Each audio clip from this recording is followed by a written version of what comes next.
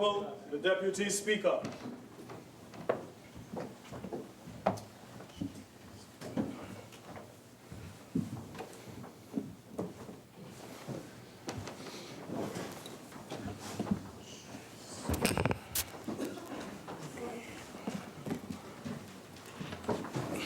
As we resume, I recognize the member for St. Joseph. Thank you very much. Thank you very much, Mr. Deputy Speaker, and welcome to the chair for this afternoon session. Mr. Deputy Speaker, I start with a quote, if you don't mind, because it has to do with the fables being told by the member for Oropouche East. Mr. Deputy Speaker, there's a book, and I'm going to quote my source, because you see, we are not afraid of quoting our sources here. We are not afraid of saying where we got what. There's a book called Tyranny, 20 Lessons from the 20th Century by Thomas Schneider. And it says in that book, to abandon facts is to abandon freedom. If nothing is true, then no one can criticize power, because there is no basis upon which to do so. If nothing is true, then all is mere spectacle. Right. Mr. Deputy Speaker, the member for Oropouche East came to this parliament today and engaged in spectacle. One, he blatantly refused to tell us the source of his information. It is common practice in this honorable chamber, when you ask, any party can ask, any side, what is your source? Is it a newspaper? Is it a learned journal? A medical journal, whatever. And the convention is, you say, okay, it is from this journal, it's from this email, dated so-and-so, page so-and-so to page so-and-so. Established practice, because we are called honorable. But the member for Oropouche East came to this parliament today and started with a root untruth. And what is that root untruth? Because once you have that root untruth, then everything that flows from it is mere spectacle. Mere spectacle. Because to abandon facts is to abandon freedom. Mr. Deputy Speaker, on page 21 of the report of the Standing Finance Committee of the House of Representatives, which met Monday gone, the member for Oropouche East intimated, tried to mislead the country in usual UNC fashion, that the Minister of National Security, Mr. Young, said that the CCTV camera system was started by the UNC. That is what he tried to say. No. I read from page 21 of that report. You had your time, or they didn't want to give source. Mr. Young, CCTV cameras system in Trinidad and Tobago initially started under a PNM regime when there were two conferences, the Shogun Conference as well as the Summit of Americas. And that is where it started from. So he is right. The member for Chaguanas West is right. It started under a PNM regime. But having said that, the escalation, right. The escalation means to go up obscenely. The escalation in cost was under who? A UNC regime. A UNC regime. That is where the bacchanal started. There is no doubt about that. The UNC regime took a conscious decision, just like the conscious decision that the Attorney General spoke about on Section 34, but I ain't going there. There is no doubt about that. The UNC regime took a conscious decision to increase the cost per camera in an unjustifiable way, in our opinion. That is the truth. So when the member for Oropouche East starts off like this with an untruth, it is difficult for us to believe the rest of his submission. Because again, according to Winston Churchill, a lie flies halfway around the world before the truth has time to put its pants on. And that was the days before social media. Mr. Deputy Speaker, I am informed by the Permanent Secretary of the Ministry of National Security that the names, in fact, were open and read out to the people. To everybody gathered there. Fact one, no mystery, no subterfuge, No bid rigging. no bid rigging. And the member for Oropouche East is an expert in bid rigging because he's a lawyer. So he should know bid rigging when he sees it, only because he's a student of law, and a very good student of law. Fact two, an extension was in fact granted. No mystery. Fact three, completely opposite to what he is saying, no financials were open. Not one financial was open. Therefore, no one had an advantage. Therefore, no competitive advantage. Therefore, no bid rigging. As he knows. And the member knows that. But he comes here, puts onto the Hansard an unnamed document, undated, cannot be verified, and we are supposed to accept that as truth. Mr. Deputy Speaker, the entire submission of Oropouche East is nothing more than to grab headlines, but it is quite disingenuous for him to do so. Further, the Secretary to the Special Tenders Committee at the Ministry of National Security opened it, so it was properly handled. And all bidders, again, were invited to attend. That's the opening of the names only. An opening of the names only, I might. No financial. Right? So all that was open was names, not financials, and everybody was invited So the people who they in normal practice to view the opening and hear the submissions being made by the Secretary. So, Mr. Deputy Speaker, everything that flows from my friend's submission is nothing but fire, brimstone, hyperbole. I can't use the L word, innuendo, rumor, untrue, unadulterated rubbish, and should be condemned to the history of Hansard in this honorable chamber. Mr. Deputy Speaker, I listened carefully to the member of Oropouche East, and his submission is usual UNC style. Come here, speak to your base, energize your base, use innuendo, and use rumor. But we on this side, led by this Prime Minister, we are here today to speak to citizens of Trinidad and Tobago. That's right. Citizens, all 1.3 million, regardless of political affiliation, religion, socio-economic condition. That is why we are here. Because people are seeing that this is a government that is interested in their long-term future as citizens of this wonderful place called Trinidad and Tobago. So, Mr. Deputy Speaker, I think I have dealt sufficiently with Oropouche East. I have displayed for all to see where he has gone wrong, and I use that term. Misled the country. I use that term politely. So, Mr. Deputy Speaker, I will now go into my second job here, speaking as Minister of Health, under Head 28, Ministry of Health. Amount reduced 210 million, and we are here to adopt the report of the Standing Finance Committee. Mr. Deputy Speaker, during Monday's Standing Finance Committee, members opposite wanted to engage in a debate. And I promised I would come here today and explain. Much sound and fury about drugs. So I'm going to address the issue of drugs, how we got savings, but how we are putting more drugs into the system.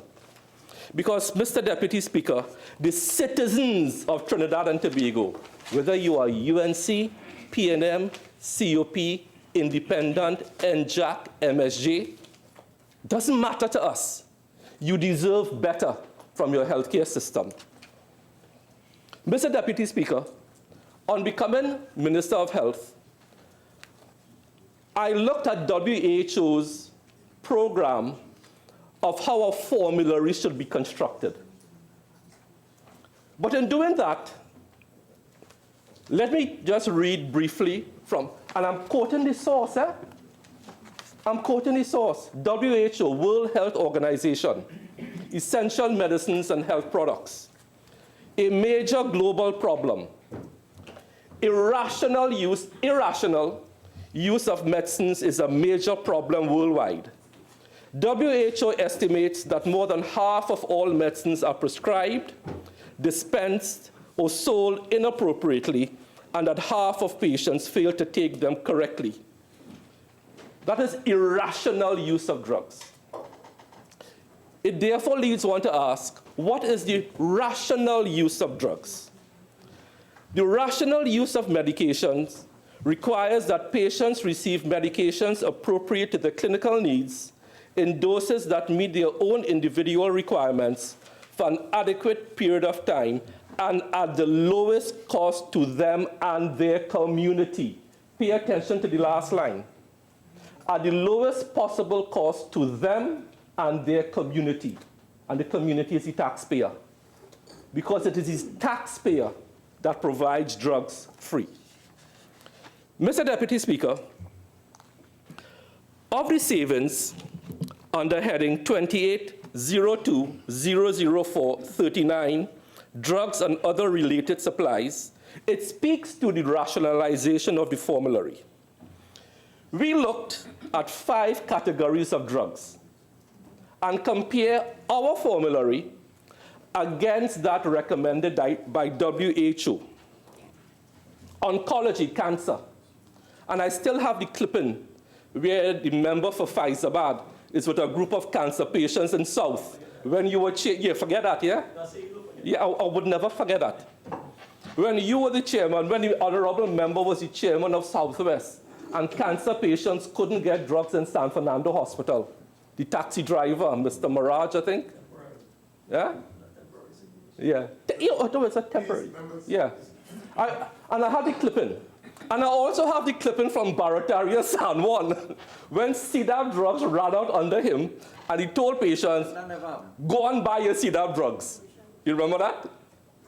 Big headline, go and buy your CDAP drugs, because CDAP drugs ran out, chronic. And I have the clipping for Faizabad, telling cancer patients, well, boy, tough luck for all you. Right? So, I have the clippings. That will be part of my memoirs. So, when you look at our formulary, for oncology, where we currently spend $133 million just to buy oncology drugs alone. Cancer, drugs to treat prostate cancer, breast cancer, that kind of thing. We currently have 69 drugs on our formulary. You know what is WHO's recommendation? 39. But we have 69.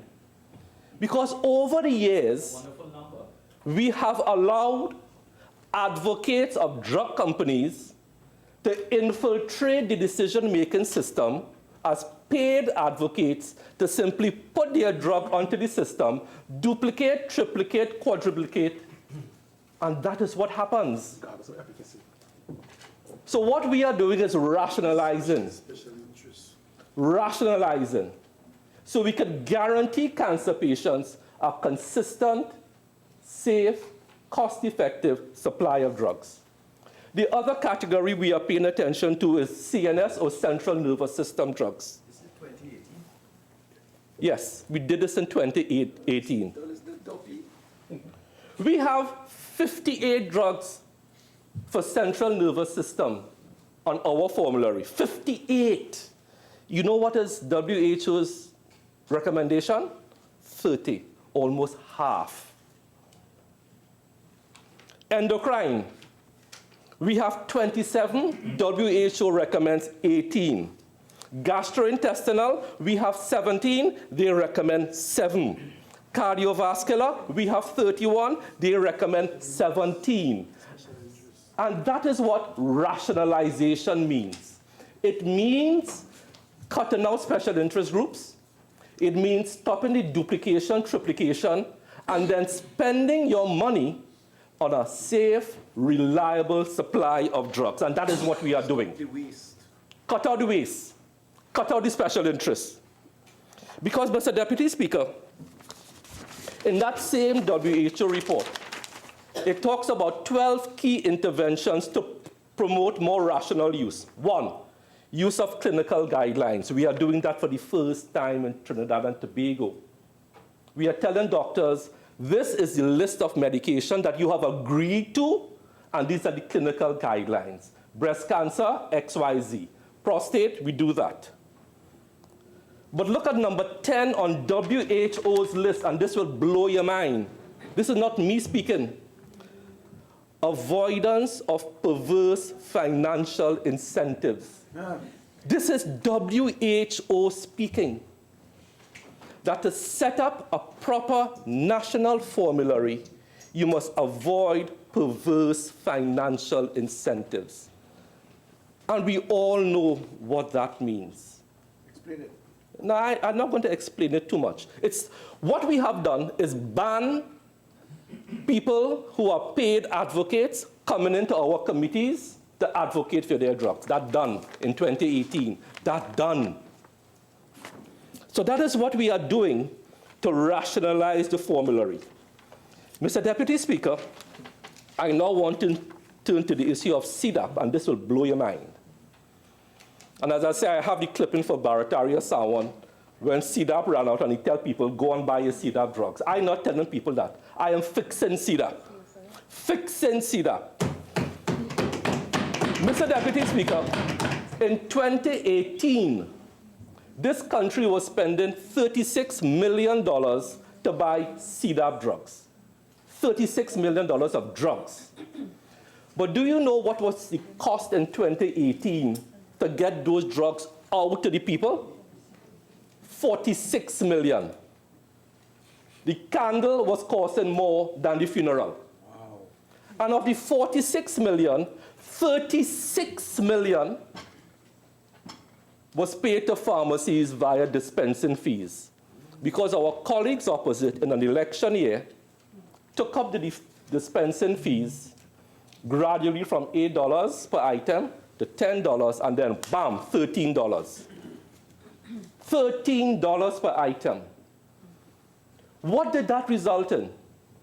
It did not result in any patient benefit. So what did we do? We cut the dispensing fee from 13 to 10 to 8. 1. 2, we doubled the delivery schedule for CDAP in 2018. Because previously, CDAP drugs were delivered to pharmacies once every 2 months. So if you deliver drugs in week 1 of the cycle, and it finished by week 3 of the cycle, it means the pharmacies are out of stock until about 7 weeks again. That was untenable. The poor patient was suffering. That is why Barataria Sawa had to tell people, go and buy your CDAP drugs. And then we calculated for each new pharmacy that comes on to the CDAP system, the taxpayer who was not even getting drugs in a proper supply, the taxpayer, had to pay $78,000 in hardware and setup costs for each pharmacy. Why wasn't the pharmacy paying their own costs? Why must the taxpayer pay it? And bringing on new pharmacies onto CDAP doesn't mean better distribution, you know. Because the same amount of drugs you have to do what? Spread it thin. Doesn't make sense. So it was never a patient-centric approach.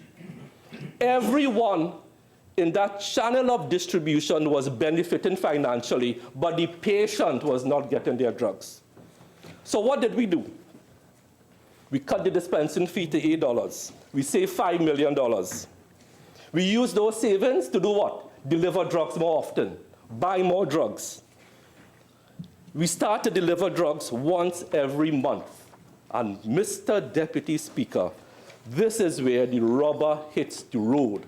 This is where the patient will benefit. Because CDAP was conceptualized to benefit those who could not go and buy drugs in a pharmacy. Mr. Deputy Speaker, we started this improved system of CDAP in September of 2018. I'm just going to go through a few of the drugs across a few therapeutic areas. Gliclazide for diabetes. Before we made the change, we sent out into the system 697,500 tablets. And I want the population to understand these figures. In September, when we started to ramp up distribution, we sent out into the system 862,600, a rise of 25%. We were doing more with less. We put 25% more gliclazide into the system. Listen to this one. Acetazolamide tablets, what people use to manage their glaucoma. Old people need acetazolamide. In July 2018, we sent out into the system 9,200. We rationalized CDAP. September 2018, we sent out 13,900 tablets, an increase of 51%. You know how many old people who need this drug to manage their glaucoma are happy? Atenolol to manage hypertension. July 2018, 218,000 tablets. September 2018, because we're starting to fill up the channel so people could get their drugs, we sent out 368,500 tablets, an increase of 69%. You know how many poor people can now manage their hypertension better? Because the money is being used and channeled to patient benefit. They say nobody benefits. Right? The patient, and I have to listen to the UNC talk about drugs. Why didn't you do it? Another one, enalapril for high blood pressure again. 804,000, we took it up to 1.1 million tablets. 1.1 million tablets, an increase in 39%. More with less. More with less. Nifedipine for high blood pressure and angina, heart pain, from 750,000 to 1.1 million. And it goes on and on. Diclofenac sodium for arthritis, you old people have arthritis, from 49,800 to 91,600 tablets in the system, an increase in 84%. So poor people, granny and them with the arthritis, can get their diclofenac. So they don't have to suffer in pain. That is what we did. Insulin increased. The poor people who have Parkinson's, levodopa for Parkinson's, from 61,500 tablets to 103,000. I could go through all, but let me give you the gross figure now, because people have to understand what CDAP is, so we could cherish it and not waste it. For July 2018, we delivered 8,467,813 items. That is tablets, syrup, insulin. When we changed the system to realize some cost savings and put more drugs into the system, there was a 30% increase in CDAP medication into the system in September 2018. So we moved from 8.4 million to 10.9 million tablets in the system. A 30% increase in CDAP for the people of Trinidad and Tobago that have to depend on CEDAP for their well-being. If that is not performance, I don't know what is. And I want to thank the cabinet. I want to thank the cabinet and the Prime Minister because this note spent about a month in FNGP, about a month.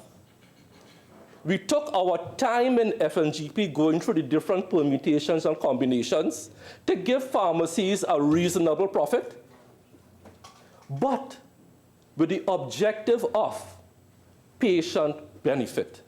And this is what this cabinet came up with. That's a phenomenal increase. And you end up saving money too. End up saving money. So that is what CEDAP was in 2018, and this is what CEDAP became in 2018. And I think collectively, this government should be proud of its achievement in CEDAP. CEDAP was a PNM innovation under former Minister of Health, Mr. Colm Imbert. It was a PNM innovation under Mr. Patrick Manning, and it has gone back to its moorings under this Minister of Health, under this Prime Minister. And the story goes on and on about CEDAP. Mr. Deputy Speaker, I want to talk about drug shortages. There are many reasons for drug shortages in 2018 and any year. We have to understand that Trinidad and Tobago, with a population of $1.3 million, I used to work in the pharmaceutical industry, so I know how it works. 1.3 million people. Not dollars. Not dollars, sorry. 1.3 million people with children and not kids. So 1.3 million people, we are a small market. And Mr. Deputy Speaker, just like oil and gas, where we are price takers for oil and gas, we can't set the price. Same thing with pharmaceuticals. We have to take what the industry gives us. Fact of life. Fact of life, whether you like it or not. And all around the world, where you have small populations, including Australia, we would think Australia is this massive country with this massive population. They have drug shortages. Canada, drug shortages. And what are some of the reasons for drug shortages? For our situation is small population and small purchase quantities. Mr. Deputy Speaker, my colleague from Chaguanas West had a chat with me last week. Cyclophosphamide for cancer patients. It ran out, and it did. And I spoke to you. But before we were intimately involved, the time lapse between a drug running out and coming back in would have been months or weeks. It ran out on a Wednesday. It was back in stock on the Friday. You remember that? Because now we have systems in place at the ministry to track shortages. But do you know what was the reason? I went and I found out the reason why cyclophosphamide ran out. It is because the manufacturer had a problem with what they call the API, the active pharmaceutical ingredient. It failed a quality control test. So they had to dump a whole batch and remake a batch. Now that's a delay. But it runs out and hang the Minister of Health. The Minister of Health is incompetent, doesn't know what he's doing. But the Minister of Health does not have control over a manufacturing supply problem abroad, doesn't. There's another drug, paclitaxel, important drug. You know why we couldn't get it in on time?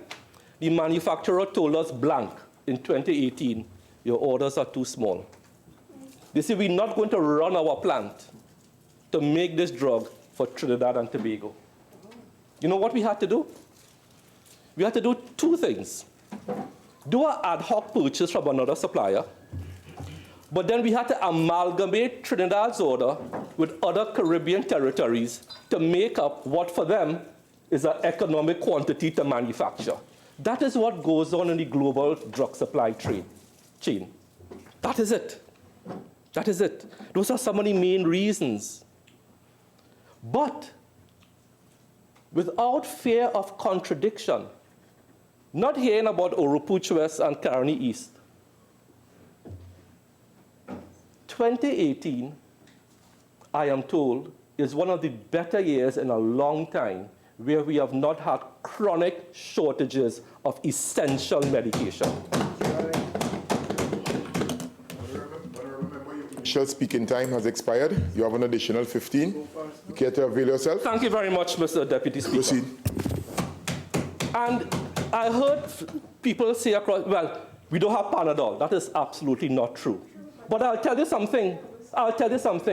It is better you run out of Panadol than run out of cyclophosphamide.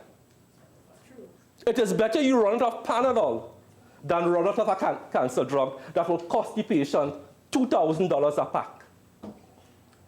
Because the essential medicine list doesn't place Panadol in any line of priority. It is low priority. It is better you run out of Panadol than run out of nifedipine.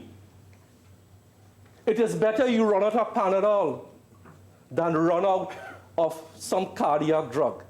But we never ran out of Panadol. But that is what you will hear from next door. They will go on a platform and say that, and the population will be, well, not the whole population. Some will believe it. Mr. Deputy Speaker, another area of great savings that we spoke about was HIV and AIDS by the use of the PAHO Strategic Fund, and I need to explain this now. Mr. Deputy Speaker, there's something called PEPFAR, U.S. President's Emergency Plan for AIDS Relief. Mr. Deputy Speaker, I am going to quote something here for you that you will find shocking. Leading up to 2018, this country refused grant funding, not a loan. Grant funding is what, Minister of Planning and Development? Free money? Free money. Free money. Yeah, up to 2018. We in this government saved PEPFAR. Saved it. And today, PEPFAR funding is one of the reasons we are saving considerable amount of money, so we could divert it to other uses. And we should be thankful that this government is the one that saved PEPFAR from 2015 to 2018. Mr. Deputy Speaker, let me give you a little history leading up to 2018. In 2010, the US government had allocated $2 million for PEPFAR. $2 million grant money. You know how much was spent? $30,000. In 2011, 2012, because you didn't spend the money before, they cut you down to $600,000 US. You know how much they spent? $50,000 US. Grant money, yeah, just refuse it. 2012, 2013, they cut it down to $595,000. But here this one. 2014, 2015, when I came into office, you know what the PEPFAR grant funding was? $1 US. Yes, Minister of Planning and Development. It went down from $2 million to $1 because the powers that be at that time just refused to use the money. Refused to use it. But we are using the money now, and that is why we are able to spend more money on HIV and AIDS. HIV and AIDS, a very important population in this country that needs drugs. Mr. Deputy Speaker, another area where Oropouche East spoke about we ain't building nothing, we ain't doing nothing, under the hospital refurbishment program for 2018. Yes, there were some savings, but that does not mean that nothing happened, because that is the picture, that is the story that Oropouche East wants to sell. That because you have savings, it means that you did nothing. Well, I have demonstrated conclusively with CDAP and with other drugs, we have done plenty with less. And patients are benefiting. Under the hospital refurbishment program, the total number of projects for fiscal 2018 was 71. 71. Total number of projects completed, 47, or 66%. But not all projects finish in the same fiscal. Some carry over. Total number of projects ongoing, 19, and only 5 projects out of 71 were not started. Only 5. So our overall success rate was 93%. But to hear my colleagues opposite, we get savings because the Minister of Finance ain't doing nothing. He went with a torchlight in each ministry. Yeah, he went with a torchlight in the dead of night in each ministry and rake and scrape money. That is not true. Because when you have a government that is focused on value for money, this is what you achieve. This is what you achieve. So, Mr. Deputy Speaker, these were some of the main issues I wanted to raise because they came up in the Standing Finance Committee on Monday. I want to condemn most wholeheartedly and most vociferously, in the strongest possible terms, the contribution of Oropouche East. We put on record today the facts, and the facts that emanated from the Hansard report of the Standing Finance Committee, where Minister Young proved conclusively that the CCTV was a PNM project, but it escalated under the UNC. We put on record the facts about this mysterious document he had about tenders at Ministry of National Security. We put on the record that bids were open, but no financials were disclosed. Bids, just the names. Sorry, just the names were open. Just the names were open, but no financials, no bid rigging. No competitive advantage. So I want to condemn Oropouche East in the most vociferous tones. And Mr. Deputy Speaker, with those few words, I thank you. I recognize County Central.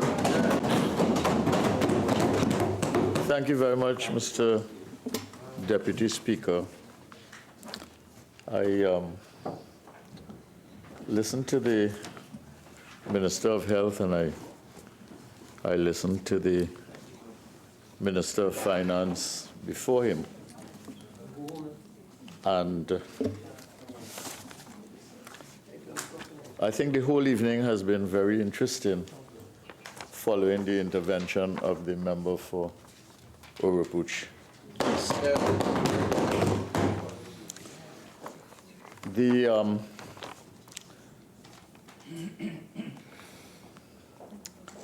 What the Minister of Finance said, what the Minister of Health said did not, perhaps may have clarified a few things from his perspective, but I don't think the whole story has been told. If the position as articulated by the member for Oropouche East is as he has presented it. So I think that this matter perhaps will not die here today. But I do want to begin with the Minister of Finance. The one thing I would say about him is that, you know, when he is onto something, he is like a dog with a bone. And he persists, he holds on to that bone. And he doesn't let that bone go, he keeps it going. And the second thing is that if there is misinformation meant to mislead or confuse, he will keep repeating that, as he did here today. And I want to start by dealing with this matter of the central bank overdraft, because I think when you look at the documents here, it is clear there is no additional expenditure. There is no increase in expenditure. It is, in fact, purely a variation. And what has happened in here is that a number of ministries have had their expenditure suppressed. And I don't think that these things were internal to the ministries. I think that they were external from the Minister of Finance, asking them, these ministries, to provide funds to meet the requirements of the overdraft account. And in this way, we have this variation bill today, finding $517 million to pay the interest on the overdraft. And I want to start by going to the Auditor General's report of 30th April 2018, which would have covered the 2017 year. And I simply read that because it's the latest one, because 2018 will not come out until maybe April of 2019. And I just want to read here on page 4 of the document on the Exchequer account, which at the end of 2017 stood at 36,534,046,618.86 cents. And the Auditor General writes here, the Exchequer account is the bank account for the consolidated fund. The account was drawn by 36,534,046,618.86, an increase of 6.9 billion or 23.5% when compared with the previous year's balance of 29,583,071,135.81 cents. This account has been consistently in overdraft since 2003. And I simply read it. I can read the rest, but it is not necessary. I simply read it to emphasize the fact that far from the impression which the Minister of Finance sought to convey, that overdraft balances in this country began during the years of the People's Partnership, the Auditor General's report would make it very clear that it goes back until 2003, and it has been a consistent practice since. You see, and as you know, the chairmanship of the Public Accounts Committee stands to the opposition in the Parliament. And through the leader of the opposition, I have the responsibility and duty, I would say, to the country to chair that committee.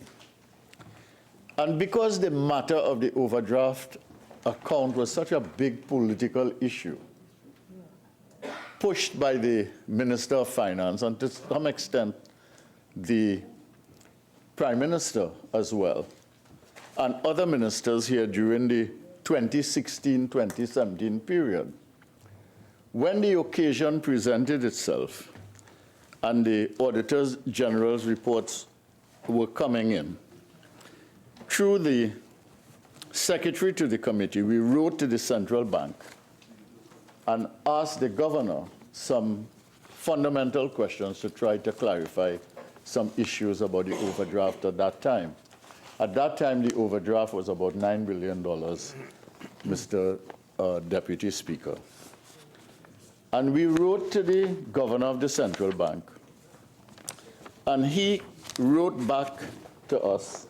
The secretary wrote to him, and the governor of the central bank replied. And I read here from page 2 of his letter. He says, the bank, that is the central bank, may make temporary advances to the government on such terms and conditions as may be agreed upon between the bank and the minister. So it's a discussion between the Minister of Finance and the central bank governor.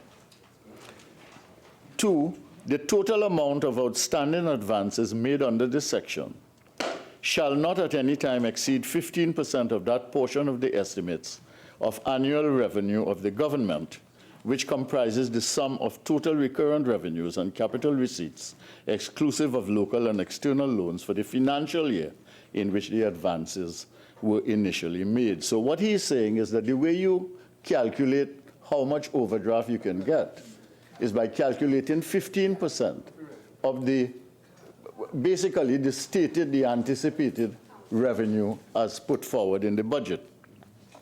And then he goes on, item 3, all advances granted under this section shall be repaid as soon as possible, and in the event that any advances made in an earlier financial year remain outstanding in the current financial year, the power of the bank to make further advances to the government under this section shall be limited to the amount by which the total amount authorized in the year of the earliest outstanding advance exceeds the unpaid balance thereof. So what he means is that whether it is for 1 year or consolidated for more than 1 year, it must not exceed the 15% of the revenue estimate for the current year, the year in question. Okay? So this is quoted from section 46 of the Central Bank Act, which you can find on the website, but the governor of the central bank went through the trouble for clarity of putting it down on paper for us. And about that $9 billion overdraft that had been the subject of political accusations by the members on the other side, and that was so highly politicized as something that was an affront to good governance in the country, and something that was meant to make us look as if we squandered and wasted the money for the country. We asked the central bank governor, how is the net overdraft computed, okay? And he wrote it to us. I won't read it here. It's 3 or 4 lines. It's not necessary for a discussion. And he said, then we asked him, does this number give the central bank the option of allowing government to draw further on the exchequer account? And his response was yes, subject to the 15% cap under section 46 of the CBA, which I just read, Mr. Deputy Speaker. And the final question we asked him was the government in breach of any statutory or legislative requirement?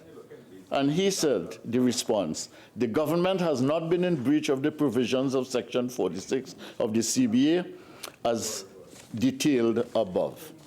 So the summary, and then he gives the details of all the overdraft from, I think he used the figure because we had asked him for a decade. So he gave us from 2006 to 2016. So the end result of that was that whatever that $9 billion represented in overdraft and whatever it was used for, and it was used, of course, to pay back pay to public servants. It was used as well for the recurrent expenditure that we might have been involved, that we might have needed, because I want to make the point that the drop in oil and then natural gas prices did not begin in 2015 or 16. It started to drop from June, July 2014. It continued. And then we had a dramatic drop in 2015 January. So much so that the then Prime Minister at the time, Mrs. Kamala Prasad Bisesa, asked the Minister of Finance to impose a $4.5 billion cut on the entire budget, which was an election year, 2015. And when you look at the 2017 Auditor General's report, you will see that although the budgeted figure for 2015 was $62 billion, the actual expenditure was $59 billion, Mr. Deputy Speaker. Okay? So This is the sum total of this, and the central bank governor is saying this was in order, it conformed with Section 46 of the Central Bank Act, and it was within the law. That is to say, nothing was done that was extraordinary. And as I said before, the Auditor General's report of 2018, and it would say that in Auditor General's report before that the overdraft for the Exchequer account began in 2003. It was nothing new in 2014 or 2015. No. And so in that thing, I am not afraid of anything, but I'm not taking any disturbance at that. All right? I am not, I'm not taking any disturbance. Members, member for Laventille Anyway. West, there's a procedure of how we operate in this chamber. There's a procedure how we operate in this chamber. No, it's okay, it's okay. All right, and also, Caroni Central, I said no. and Caroni Central, please address the chair. Yes, Mr. Deputy Speaker. I'm speaking to you. See, I'm facing you, and I'm talking to you, and I'm trying to use my documents Laventille to West, convey please. the facts. Please. Now, the reason why I'm doing all of this is because, you see, I have the verbatim notes of the meeting that we had here on Monday. And when I look at the verbatim notes, and the Minister of Finance referred to it, but he didn't. He referred to it en passant, and he referred to it to convey a certain impression, sort of like we were asking questions that were not really important. All the information was in the public domain, and we were just being a nuisance. But in any case, he will give us the information today. So when this matter came up, I asked him, I'm reading from here now, Dr. Tewarie, yes, well, what was the extent of the central bank overdraft? So immediately he got me, you see, and he said he focused only on 2018. So I asked him, in fiscal 18, what was the, on which this interest was paid, okay? And he said it would have varied from day to day, so I will provide that information to you in writing. I want to indicate, Mr. Deputy Speaker, that I did not get it in writing, and I did not get it today. And in his initial presentation, and I'm sure he's going to come back to present at the end, maybe I will get it then, I did not get the number from him in his presentation too. Now, the chairman at the time, Madam Speaker, advised me to limit my questions to 2018. So I asked, can you tell me, Minister of Finance, what was the ceiling of the central bank overdraft in 2018? Mr. Imbert, Madam Chairman, the overdraft ceiling is in the public domain. We do not answer questions that are in the public domain. It is in the law. You debated that. Go check the law. Okay. So we leave that. Other members asked. Then other members raised. Dr. Gopeesingh and the member for Tabakit, sorry, the member for Carneys and the member for Tabakit raised the issue of the interest rates. That wasn't answered either, but the minister had a press conference, and he in fact provided the information. And again, he provided this for us today and told us that it's the repo rate, which is 5%. Okay? So the interest rate question was answered. And there is another part here that I will read later, but I'm raising those issues.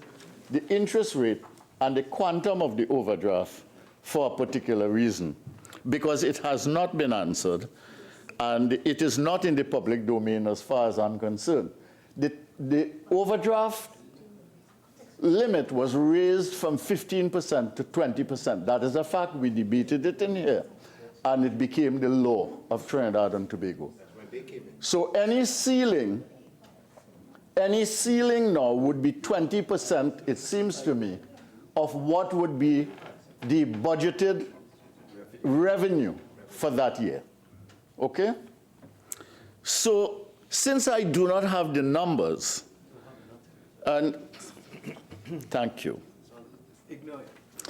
since I do not have the numbers, I want to use some numbers here simply to ask the Minister of Finance a question, for which I hope the answer would be very clear. And there's only two questions. How much is the overdraft? Not the percentage.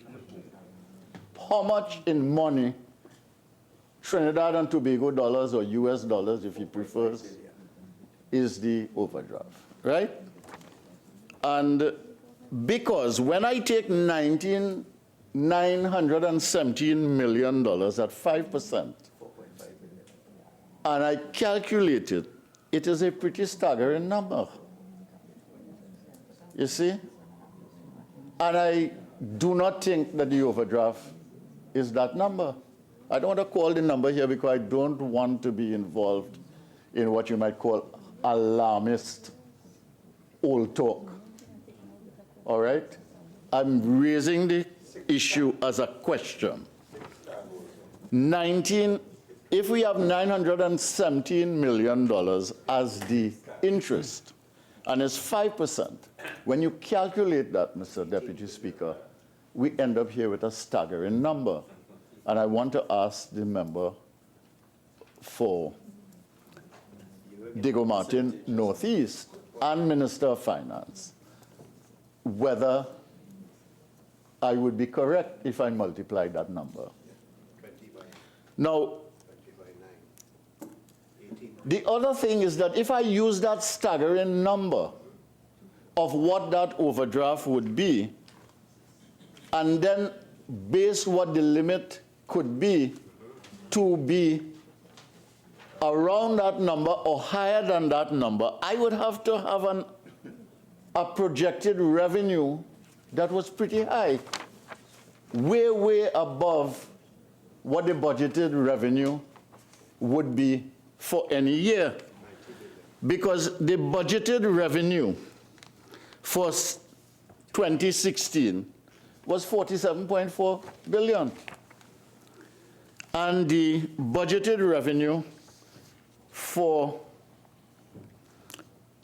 17-18 was 45.74 billion. And for 19, let's just say 18-19, it was 47.724 billion. So when I see this number, which is almost twice that if I use arithmetical calculation, I have to ask him to tell me what the facts are so I cannot be misguided. And I certainly am not going to use the numbers publicly out of a sense of responsibility and public duty, because I want him to tell me what the number is. But these things can be calculated. And the budgeted statement, since we are dealing with 2018 accounts, the total revenue has been budgeted at 0.74 billion. So it's very hard for me to reconcile, is what I'm saying, Mr. Deputy Speaker. An interest payment of $917 million at 5% with a projected revenue for 2018 of 45.74. So all I am asking is if the minister would give me what the number is. And if he would give me the number, I want him to tell me what is the budgeted revenue number on which it has been calculated, for what year it was, and whether it involves the overdraft account for 2018 alone, or whether the 2018 overdraft account involves an accumulated borrowing beyond 1 year. It is not a problem if that is the issue, because there's no law against that. It has been done before. I simply want to know what the facts are. Okay? All right.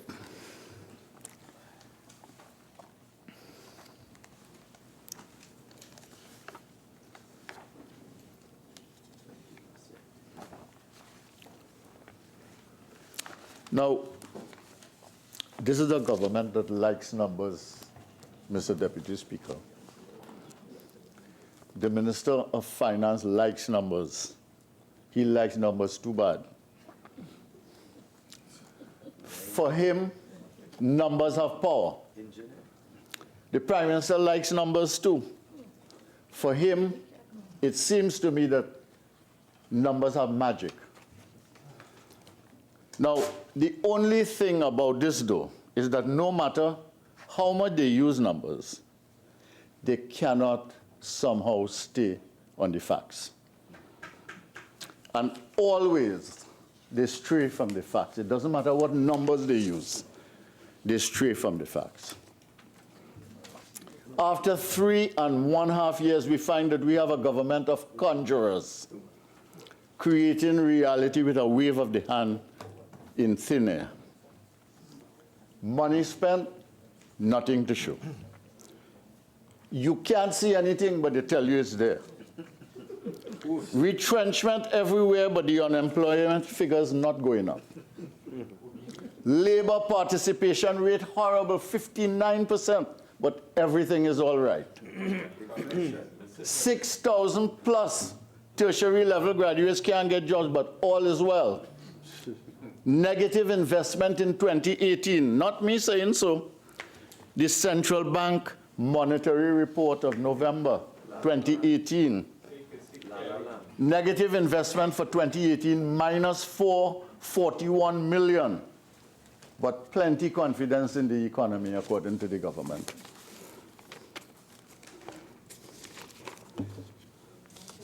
The local conglomerates in Trinidad and Tobago, they are investing in Colombia, they're investing in Jamaica, they're investing in the DR, they're investing in St. Martin, everywhere, except Trinidad and Tobago. But there is a lot of confidence in the economy. Decline in every non-energy sector. But we celebrate turnaround, turn the corner, growth in the energy sector, and they now, I'm reading that they're now going to correct the IMF and correct the economic outlook, global economic outlook. I wait to see. Decline in every non-energy sector. The economy has contracted, GDP has fallen, debt is escalating, but that is not bad, it is good. Silence. Because, why is it good? The contracting economy and everything else that is going on, because inflation is low. Nobody buying anything, nobody investing in anything. The place at a standstill, stagnation, they're boasting about 1% or so inflation. So, there have been confusion of numbers before. The Minister of Finance, as you know, chastised the Minister of Energy and members of the staff of the Ministry of Energy. I think it was in November. Well, okay, he pointed out that they made a mistake. He pointed out that they made a mistake, and he corrected them, and he sent from the Ministry of Finance his own numbers to the IMF. Of course, the IMF did not get its numbers in time, and therefore it had 0.9% projected growth. For 0.9% growth. But he had a different number, and this is the number now he wants to correct. Now, I noticed the numbers now are coming from the Ministry of Finance. We don't hear about the CSO and the numbers again. We don't hear about the central bank numbers again. Go ahead, do take The Ministry of Energy, well, we know that their numbers are not correct anymore.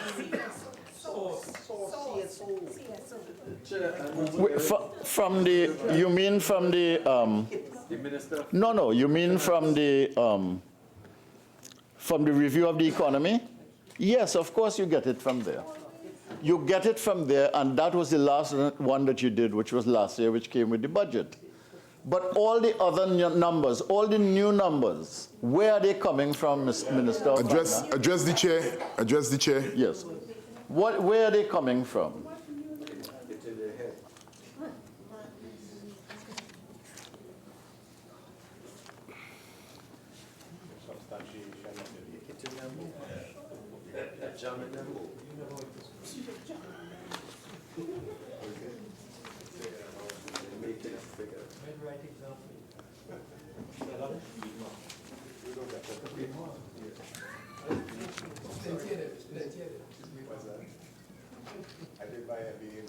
Between 2017 and 2019, I want to ask the Minister of Finance, didn't oil production decrease by about 25%?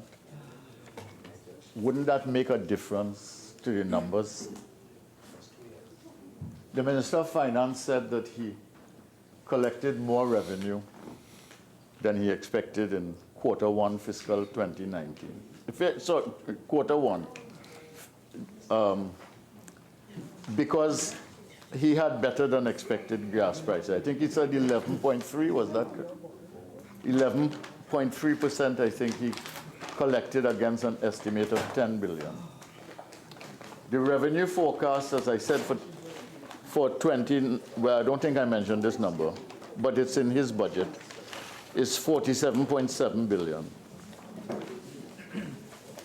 Now, for us to have the kind of growth rates that the Minister of Finance is talking about, we would have to have a revenue of about $12 billion a quarter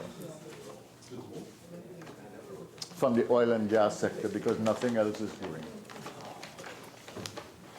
And therefore, I am questioning a lot of the things here. And I would like some straight answers for some of the issues that we need to raise here. 48.1, the members continuously referring to figures and events and statistics in fiscal 2019. At no time did I speak about the outturn for fiscal 2019. 48.1, Mr. Deputy Speaker. All right, so again, member, if it is that you are quoting figures of 2019, please desist and let's remain with 2018, please. No, if the member, no, yes, Deputy Speaker, I concur with your, I will try to respond to what you asked. We are dealing with 2018, it is true, but the minister is the Minister of Finance, and he makes statements, not in this House, yes, not in the debate. That is correct. 48.1, statements made by me outside of this House, not in this debate, are not relevant to this debate. I ask for a ruling on that. That could not be true. Again, members, we are debating 2018, right? I don't have the figures before me here, so I will ensure that each member will keep the debate with regards to 2018. So, member for Caroni Central, proceed, 2018.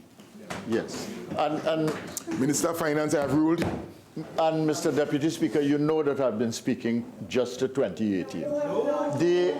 The issue, Silence. The issue that I raised, just as the minister did not talk about the 5% and the repo rate here, but he went out and had a press conference the next day to talk about it. I don't think that on that basis I can be debarred, Mr. Deputy Speaker, from referring to what the Minister of Finance said. Mr. Minister of Finance, you know, all you just get licked down over the lack of transparency issue on this sandals matter, right?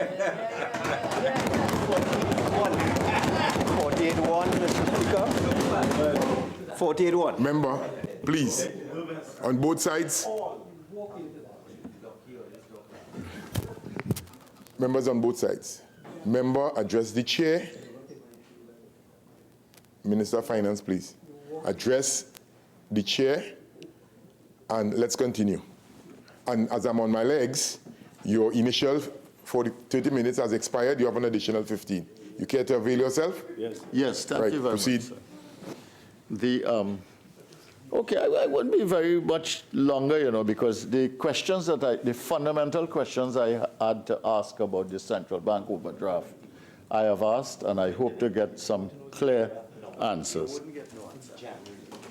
I don't want to know it in January. Tell me for 2018. Tell me for 2018, Minister of Finance, I'm asking now, and tell me the quantum, all right?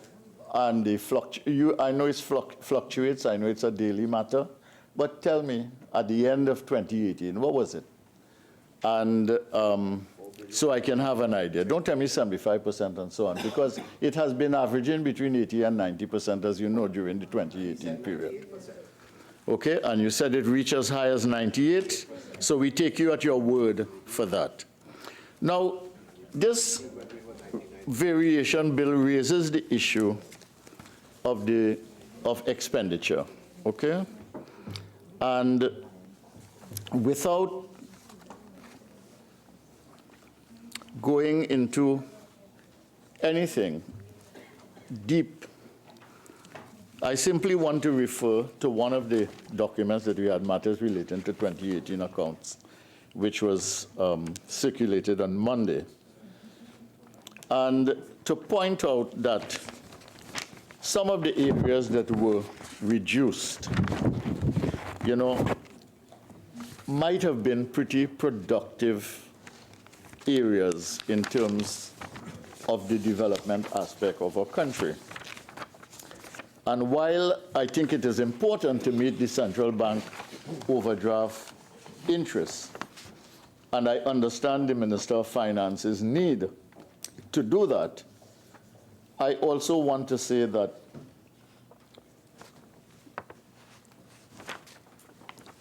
paying people for vehicles that the Ministry of National Security lease from them is important, and because they provide a service to the Ministry of National Security and the police service, and they should be paid so that they can continue their business.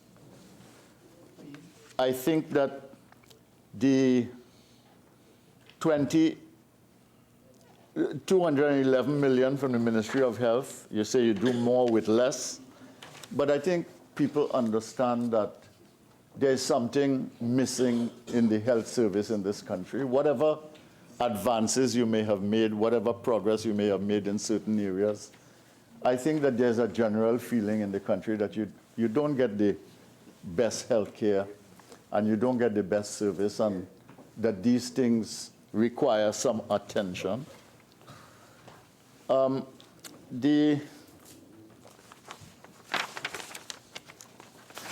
money from the Ministry of Works, it was only a small amount relatively, 44 million, I think, if I'm not mistaken. But still, think of what happens, for instance, when you suppress an expenditure and the Minister of Works is dealing with a water course and he does not have the money to pay the contractor. Think of what happens when the Minister of Works is building a bridge and he doesn't have the cash flow to continue the bridge. What happens, it's not just the Minister of Works, not just the bridge, it's not just the water course. Think of the consequences for the community in which that work is being done. So it's not simply a question of suppression of cash flows to the Ministry of Works or any other ministry, Ministry of Health, Ministry of National Security. But what is the consequence for the large numbers of people who depend on it, from the person who are involved in contracts to the persons, the citizens who are getting the benefit of the work that the contractors do to make their quality of life better, whether it is to prevent flood from happening, whether it is to give them a bridge that has been broken, that they need to pass from one part of their community to the other, or whether it is something else. These are very important. So I think this suppression of expenditure issue in order to meet other needs is something that we have to look at with a little more sensitivity in, first of all, the governance process, and secondly, the development process. And the third thing is that in looking at the expenditure, you know, one of the things, for instance, that the Prime Minister, when he made his presentation that was later broadcast to the nation in two parts, one of the things that he did, which was useful and factual, was that he took the 2019 expenditure, which is the very same in terms of the structure of expenditure for the country as it would have Mr. been. Deputy Speaker, Standing Order 48.1. He is discussing 2019 figures. Why don't you wait till I finish this sentence? Members, 2019. members, For what? members, You apologize to the nation.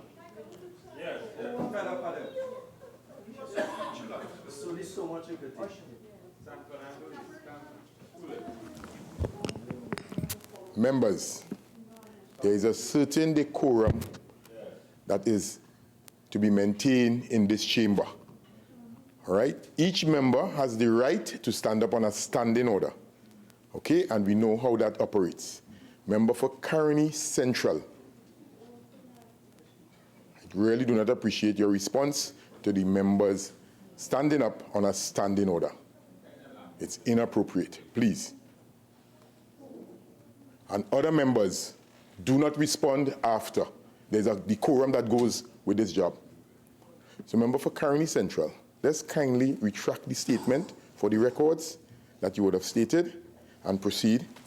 All right? And again, members, he started his comment. As the speaker, I will determine the extent of the referral or the reference that he's making on the particular point. So let's retract this statement and let's move on.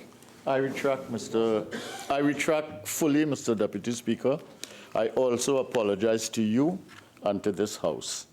Because the point I was seeking to make is that the slide that the Prime Minister did was the structure of expenditure in 2019, which is exactly the structure of the expenditure in 2018 and 17 and so on. The structure of the expenditure has not changed in 2016 or 17 or 18. Okay, Mr. Deputy Speaker? And before I could finish my sentence, the member got up, which is why I responded. Yes. So, Silence. Silence. One of the things that I think that... I need no assistance. I need no assistance. Proceed. One of the points that I would like to make, I'm not quarreling with the government about it, Joseph, please. is that one of the issues that require attendance here in this, that becomes clear in the variation and as becomes clear, for instance, when the infrastructure fund is not used and deployed elsewhere, which is part of the public sector investment fund, which is a very important economic stimulus because it ties in with other private sector participation in the economy. One of the points I'd like to make is that over the last 3.5 years, the structure of expenditure has not changed. The government has indeed reduced expenditure, and I want to acknowledge that. I am not here to give any misinformation, but the pattern of expenditure has not changed at all, and therefore the pace of development has been extremely slow, almost to the point of non-existence. As I've indicated, Mr. Deputy Speaker, what we have is a almost contracted economy, with the only place of growth being in the natural gas sector and with decline in every other sector. I don't want to spend my time here using the numbers from the Central Bank report of November, in which when you look cumulatively at 2016, 2017, and going into 2018. Deputy Speaker, 48.1, November is not in fiscal 2018. November is in fiscal 2019. The member is constantly referring to fiscal 2019. Mr. Finance, identify the date. No comments has been made and no figures have been given. Proceed, overruled. Yes. But what we see in that report is the continuing decline in every sector and the difficulty of initiating a recovery in this country. And the whole point of governance and government and economic management, and the reason I'm raising economic management, Mr. Deputy Speaker, is because the Minister of Finance was beating his chest and said how great the economic management was for the country and how well they had managed financially on less income and how much they have done in the country. But the numbers do not tell us that. And the numbers do not tell us anything close to what the Minister of Finance was articulating here at all. So we are in a situation where it has become clear the minister took time to try to repair a quarrel between himself and the Prime Minister on what in fact the numbers were and what in fact the revenue numbers were. I am not going to get into that. They can quarrel if they want about it. The facts are there in the public domain and people can know. Then the monetary policy report also makes it very clear that the central bank governor is trying very hard not to come into conflict with the fiscal policy of the Minister of Finance, but he has certainly different, more independent views and feels that something is skewed and that there is some policy confusion between fiscal policy and monetary policy in this country. And this misalignment of monetary and fiscal policy really finds its way in terms of the lack of investment, the lack of confidence, the loss of jobs, the closure of businesses, etc., and ultimately the contraction of the economy and the difficulty of initiating a recovery in a country in which the decline outside of the energy sector becomes steeper and steeper with each passing month. So I think that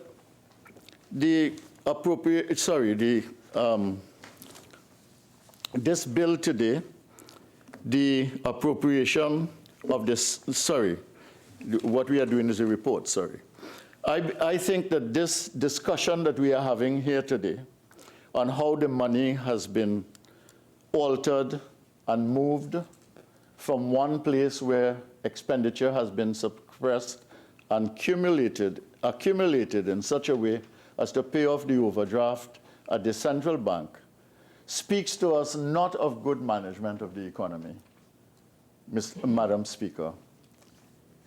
It really speaks to us of a situation in which the management of cash flows, which I concede has been a concern of the Minister of Finance, and the movement of money in order to meet the requirements for debt servicing in this particular case has become the dominant concern as the debt increases in Trinidad and Tobago. Because it's not only the central bank overdraft, which the IMF in their report has in fact warned about, but it's the way we are headed in terms of debt generally. And I know that the argument on the other side is that we do not have the finances in order to cause the development that is required, and therefore we must borrow. But even if you concede that, the question is that we are not having the development or the growth in any of the areas outside of energy. There is no action on the infrastructure front. There is no action on the international investment front. There is no action on the local investment front. There's no expansion of business. You don't see it. You don't see it in terms of the role of the Exim Bank for the manufacturing sector. And Madam Speaker, what I am saying is that the narrative that the Minister of Finance told in order to present these documents Member to us. Caroni Central. Yes. Your time is now spent. Okay. Yes? That narrative is a Your time is now false spent. narrative. Yeah. Member for Chaguanas West. Thank you. Thank you very much, Madam Speaker. Madam Speaker, it gives me great pleasure to enter this debate on the report of the Standing Finance Committee. Madam Speaker, I want to place my contribution in the context of what happened on the last occasion at the meeting of the committee. Every time you hear the government speak, they are moaning about a shortage of money and cash flow issues. And this was similar the case on Monday, where when they suppress expenditure, they call it savings. And when you need them to spend for the benefit of the public, they say things tight. In the words of one of my constituents, tighter than crapo backside. I withdraw, Madam Speaker. Yes, please. I withdraw. Thank you. Madam Speaker, things tight. Things are very tight. But when they fail to spend in areas that will bring a benefit to the national population, they call it cash, savings, and management. Madam Speaker, I need to tell someone on that side, in particular, who is attempting to disturb me, the member for Laventille West. Madam Speaker, that you have a situation where the minister in his contribution here today told us that the utility sector, the savings amounted to $62 million. And in his contribution, he pointed to 3 issues that brought about that saving. The rationalization of contractor labor, firstly. Secondly, improving the efficiency of in-house personnel.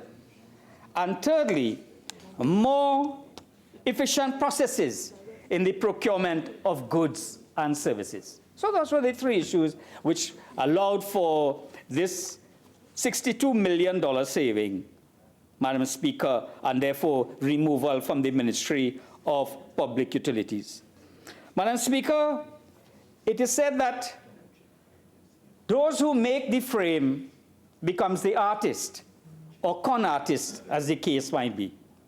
In other words, the way issues are framed is often more influential than the argument within the boundaries of that framing. So, Madam Speaker, you have to be very frame vigilant when you listen to the Minister of Finance. Because it is in that context, Madam Speaker, when you listen to the Minister of Finance and when you listen to what the overall approach of this administration with matters of a financial nature is that things tight. There is no money available. And they attempt to, at that time, demonize and dehumanize the previous administration as being spendthrift, wastage, and squandermania. Madam Speaker, in my recent readings, in a book entitled The Lucifer Effect, Understanding How Good People Turn Evil, by Philip Zimbardo, at page 10, Madam Speaker. And I quote, "When a power elite wants to destroy an enemy nation, it turns to propaganda experts to fashion a program of hate. It is all done with words and images. To modify an old adage, sticks and stones may break your bones, but names can sometimes kill you." The process begins with creating stereotyped conceptions of the other, dehumanized perceptions of the other as worthless, the other as all-powerful, the other as demonic, the other as an abstract monster, the other as a fundamental threat to our cherished values and beliefs. With public fear notched up and the enemy threat imminent, reasonable people act irrationally, independent people act in mindless conformity, and peaceful people act as warriors. So when you examine the propaganda of Honorable that the PNM administration, you begin to understand the context of this so-called savings in the Ministry of Public Utilities. You see, Madam Speaker, we asked the question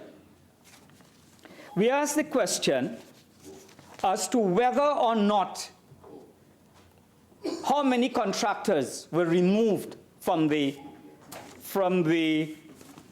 Water and Sewage Authority through this process of rationalization. And we got an answer. We got an answer, Madam Speaker. You had 148 contractors removed, but they are owed $132 million. $132 million owed to the 148 contractors removed from the list. There is nothing, no measure, no attempt to pay these contractors in this Finance Committee report. But what you have is a suppression of expenditure of $62 million in the Ministry of Public Utilities. So, Madam Speaker, so that it is clear that when we ask the other part of the question, how many ground maintenance contractors were removed? In the information provided by the Ministry of Public Utilities and to this Honorable House, you had 119 contractors, ground maintenance contractors. These are the worker people. These are the people doing the landscaping. These are the people cleaning the various areas. 119 small entrepreneurs, Madam Speaker, and they are owed $18 million. So you have a suppression of expenditure of 62, but you do not pay the ground maintenance contractors, 119, the monies that they are owed of $18.2 million. So, Madam Speaker, what is this? I think my colleague, the member for Oropouche East, dealt with it. This is but a paper transfer. But they will come here to tell us that that it was a question of rationalization of contractor labor, improving the efficiency of in-house personnel. But only yesterday you saw a whole road collapse because of leak in the constituency of my friend, member for Moruga Tableland. So, Madam Speaker, so when you have that kind of situation, you have a situation where the approach of the other side, the government, is a pathological one. Instead of taking responsibility and taking and being accountable for their actions, what they do is to cast blame. So they reject the past indiscriminately, and they justify the present indiscriminately, notwithstanding it is a fact that government is a continuum. So, Madam Speaker, in that regard, and I have listened to the rejection of the past of the honorable members quietly listening to them. And I said, but my God, it flies in the face of the facts that I know in the utility sector, Madam Speaker. Because I want to indicate that in 2015, when we demitted office, you had significant infrastructure improvement in the water and wastewater sector. Correct. Significant, dramatic improvement. But if you listen to the Honorable Minister of Public Utilities, you would not believe that there was anything happening in that sector. He speaks of the legacy and he curses his inheritance. Similar to the approach taken by the Honorable Prime Minister. Madam Speaker, as there is this removal, and they talk about the procurement of goods and services, the efficient procurement as one of the reasons of goods and services, given the impression that everything is hunky-dory, everything is fine in that area, the more efficient processes in the procurement of goods and services. So what happened previously was inefficient. But I see in the newspaper that they have brought in the Israelis to find the leaks. Israelis doing satellite imagery from the clouds to the subsurface leaks in Trinidad and Tobago. But my friend in Maruga reported leaks on several occasions. The lady, Madam Young, reported the leaks for about 5 years, or less than that, but nothing was done. Nothing was done, reporting the leaks. So the leaks are there, but we have brought in the Israelis to tell us where the leaks are. You know, where the leaks are. But I will go on to show, Madam Speaker, that this is not the first incarnation of the Israelis in this country coming into the water sector. This is the second coming of the Israelis. They seem to accompany the PNM administration into office.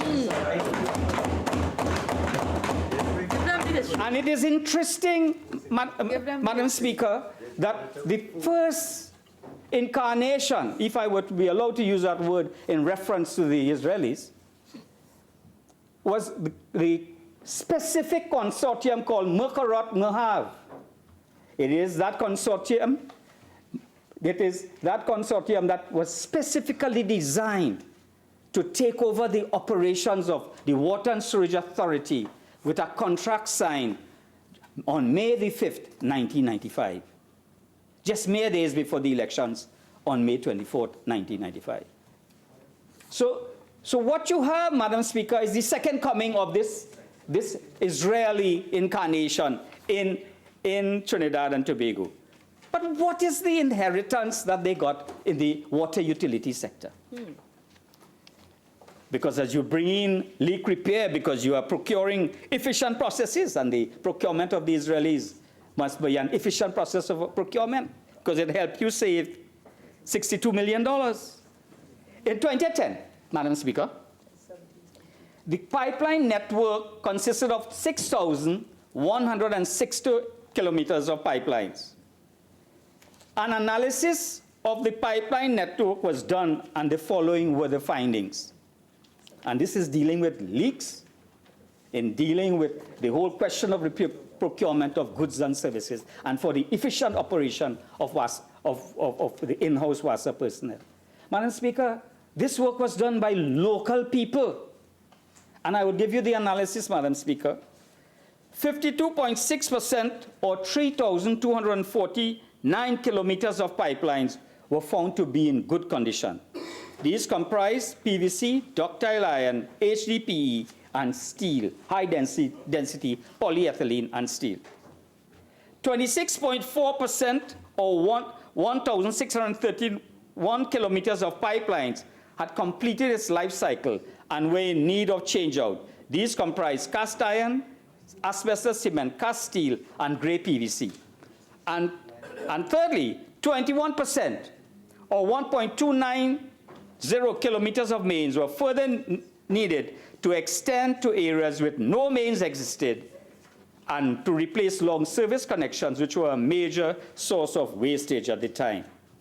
This, Madam Speaker, during the period of the People's Partnership Administration from February 2011 to September 2015, through a rigorous mains replacement program, a total of 1,385 pipeline projects throughout Trinidad and Tobago were completed, resulting in the installation and replacement of 1,016 kilometers of pipeline in North, South, and Trinidad and in Tobago.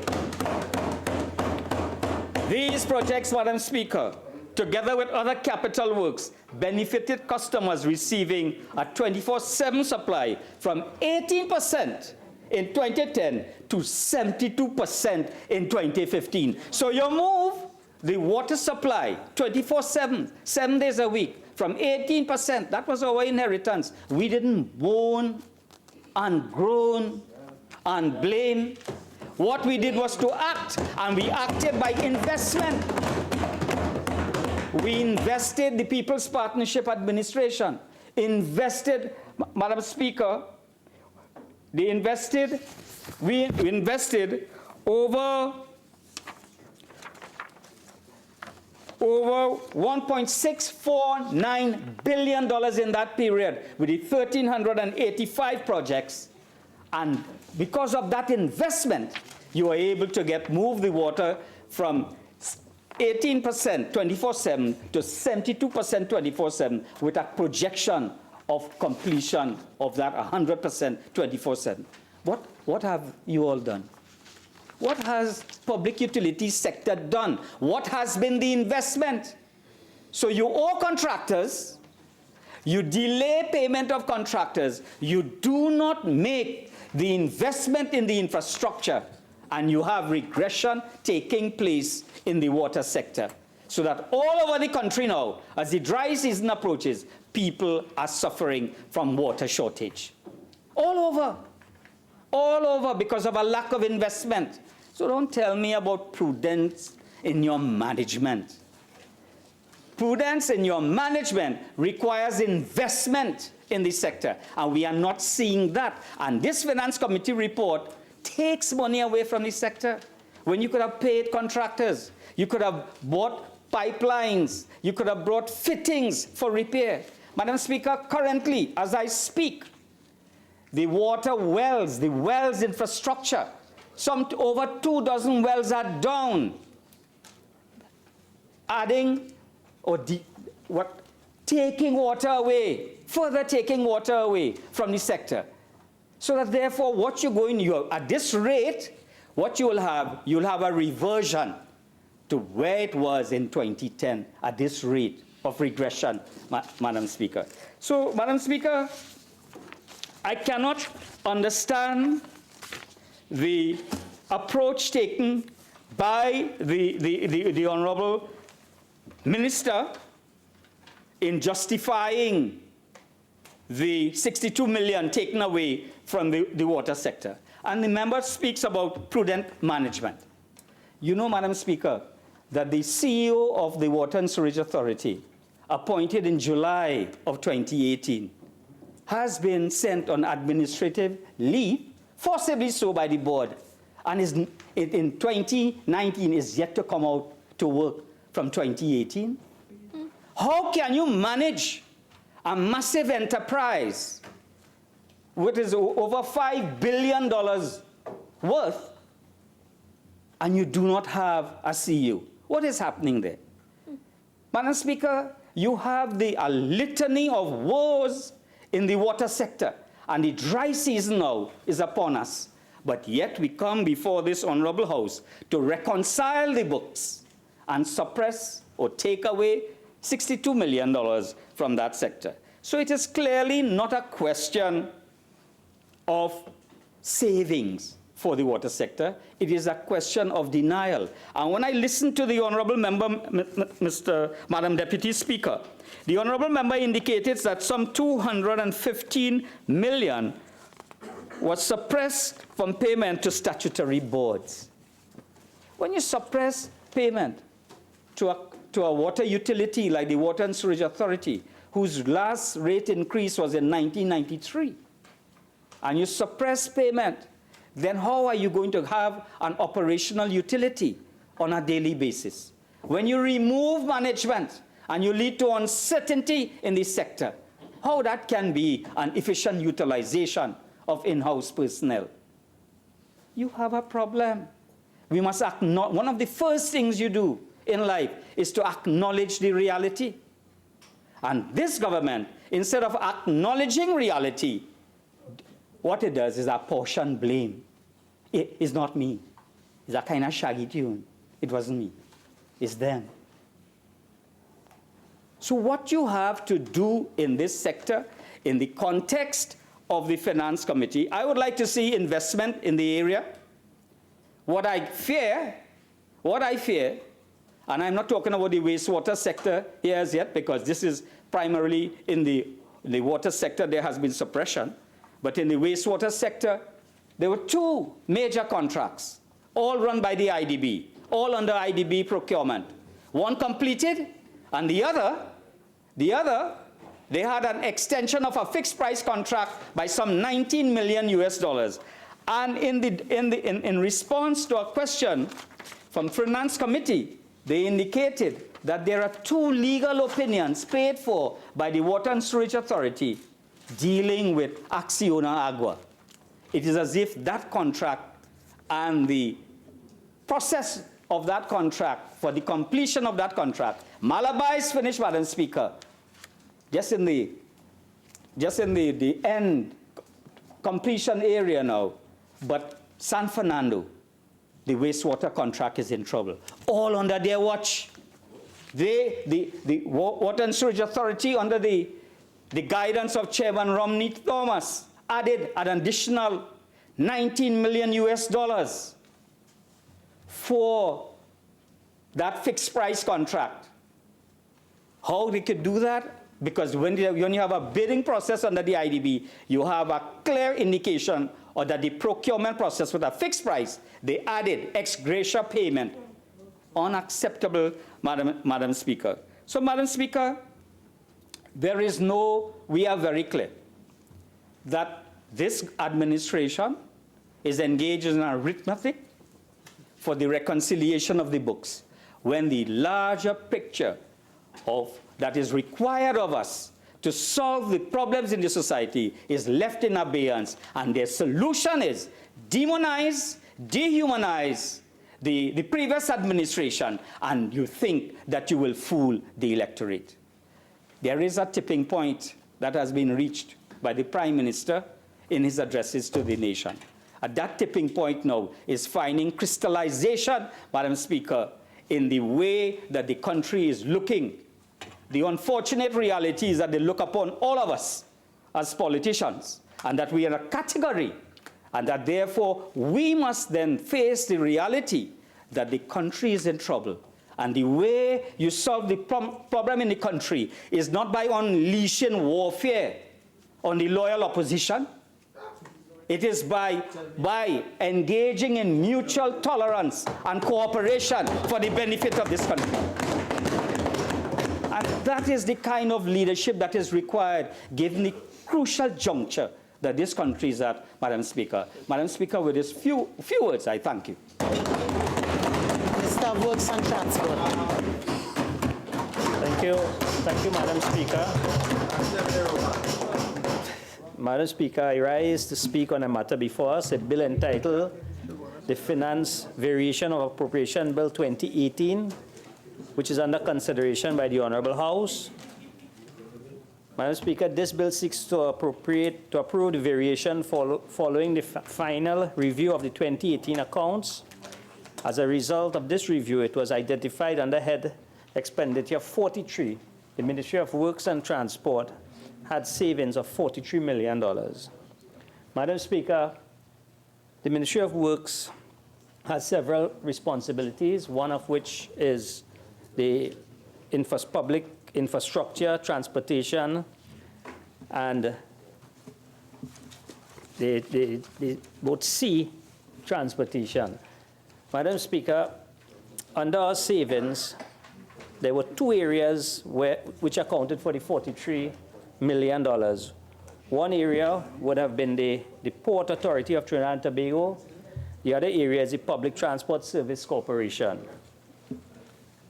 Madam Speaker, there's just one thing I just would like to maybe I was not too clear on when the Speaker for Caroni Central spoke, and spoke about the $62.5 billion budget.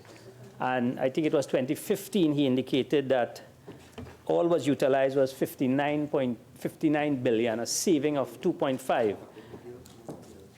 I just wanted to clarify if the 14 billion from the NGC would have been included in the budget, because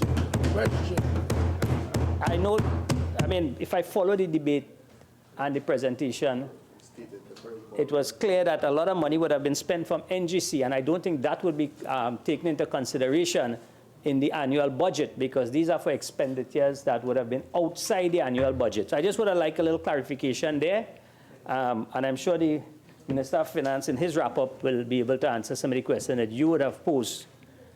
Madam Speaker, we just have at the Ministry of Works 2 areas to account for. And one of these areas is the Port Authority, where we had a saving of $15 million. How that saving came about, and if you'd permit me to, I'll have to go back beyond the 2018 just to show where we got the saving from the 15 million. There was a line item approved for the ferry service for the dry docking of 2 ferries. We were able to dry dock 1 ferry, which was the TNT Spirit. And the Express, although it was budgeted for, a decision was taken by the Cabinet based on the report of the dry docking that we should not dry dock the Express. The reason for this is sometime in 2013, a decision was taken by the Port Authority to get rid of the maintenance company, Bay Ferries. And I say that going back to the records where Bay Ferries, when the ferries came in, had a 3-year renewable contract. In 2013, a decision was taken by the port to give them a 2-year contract. And in 2015, a decision was taken to give them a 1-year contract with the hiring of a consultant to replace Bay Ferries. The records will show that the ferries started to go down once Bay Ferries recognized that they were on their way out. And as a result of that, the poor maintenance of the ferries, both ferries reached a position where when the Express the Spirit went into dry dock, the anticipated cost it doubled. It doubled. And had the Express go into dry docking, the cost would have been phenomenal. And there was no guarantee that after we spent all that money on the Express, that we would have gotten any service out of it. So that is why Cabinet took that decision to not dry dock the Express. So there was a significant saving there. However, in that same year, we took a decision that we could not just rely on the Spirit. We went out for a tender. Some of the tenders failed. And on one occasion, the tender went out and the Galleon Passage became available, and the government pursued the purchase of the Galleon Passage. That Galleon Passage, Madam Speaker, like some of the other ventures, would have taken a public beating in Trinidad and Tobago. And for what?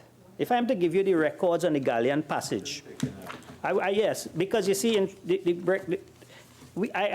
I'll come to the beating that we take unnecessarily in this country.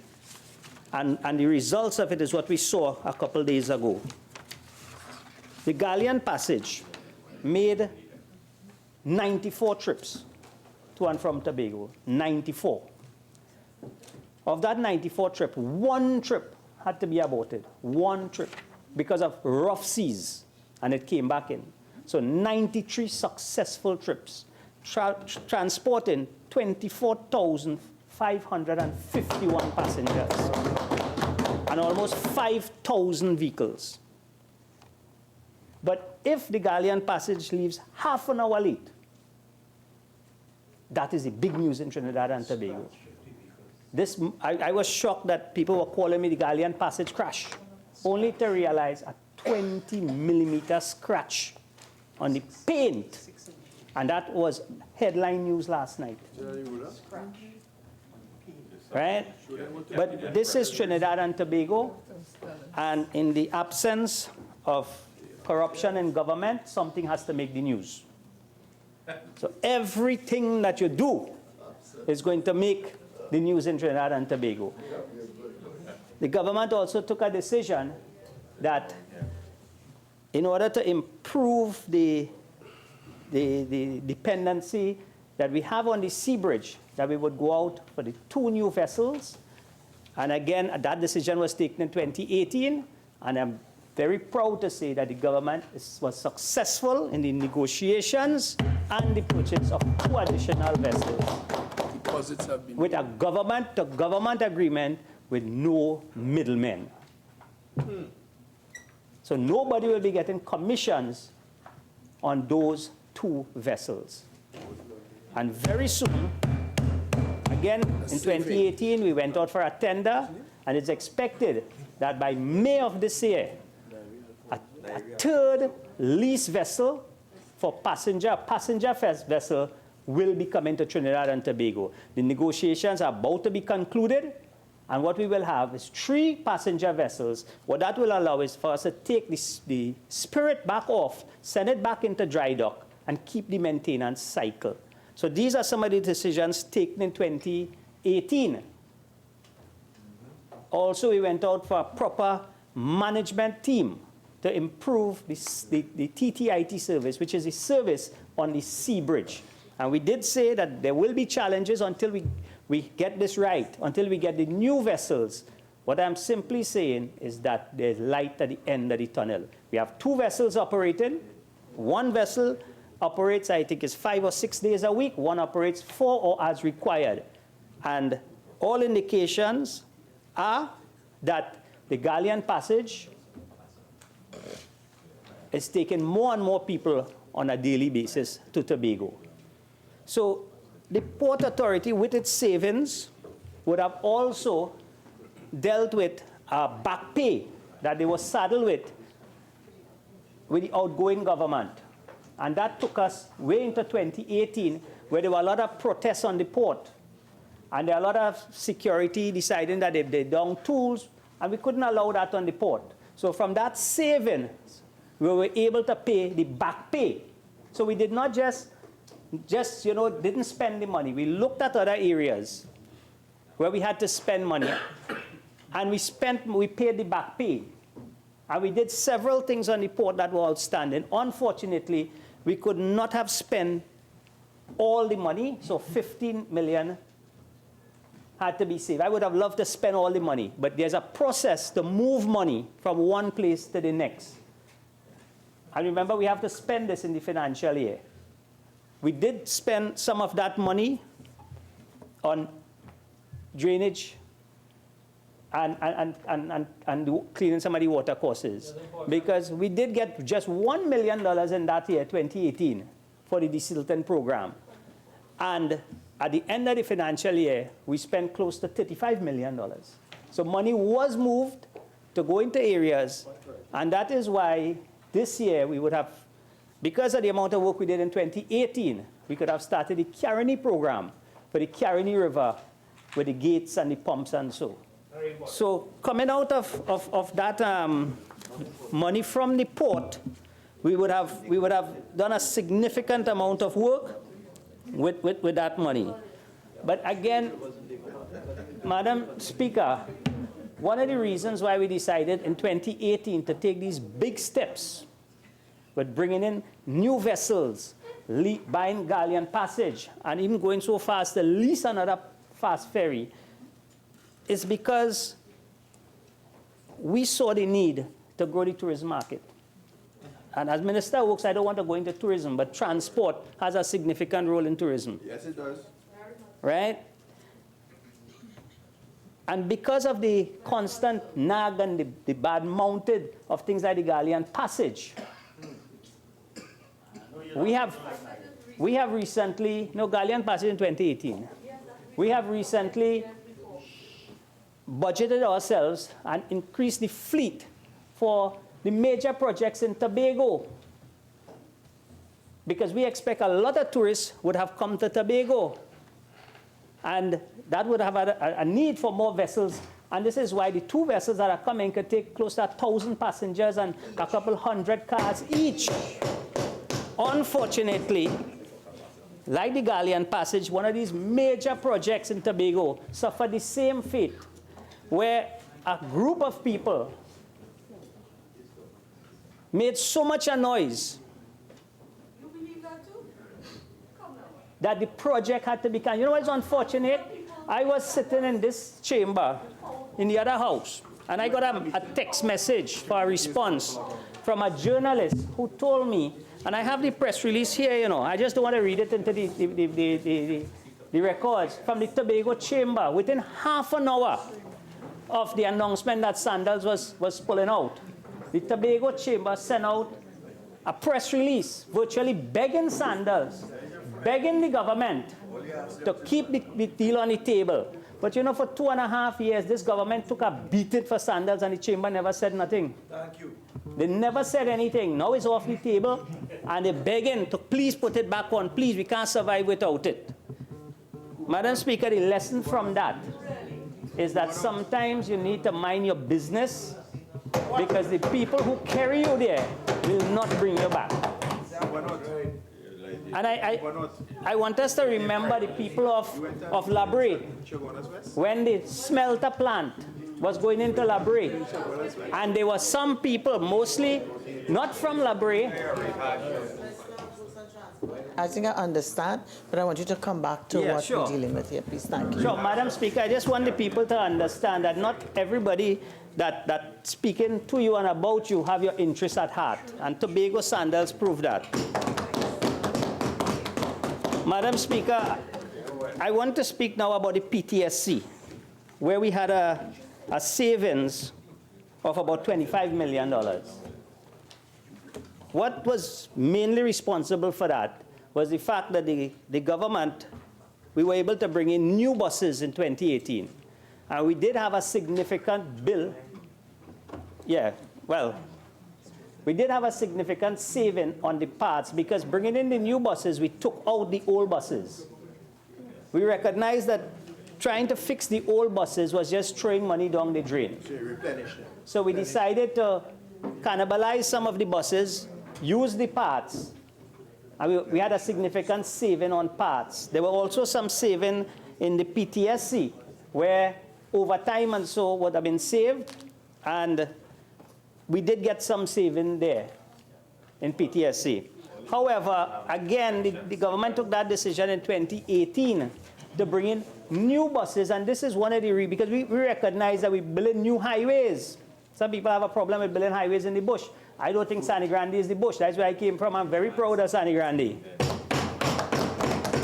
But because we're building these new highways, we recognize the fact that a public transportation system, especially these large buses, you need these buses. So we're going along, we ordering the buses to have new transport. We have 300 buses negotiating to have here. Unfortunately, again, Madam Speaker, and I have to bring it because it's public transportation, it's buses, there are some politician lawyers who have gone into the area and advise people to go and squat on my highway. What am I going to do with these buses when they come? Just recently I got a report 2 days ago that in the last 2 months, over 100 structures went up on the highway reserve. Now, this is why I'm bringing buses, to build the highway so that we can move people. But if politicians and whoever want to use the opportunity to tell people that we will represent you, you go on the highway, they can't move you, you go and squat, they'll have to pay you, we're defeating the whole purpose of where we're going. I'm not pointing fingers, I'm not calling names, just read the newspapers. All right?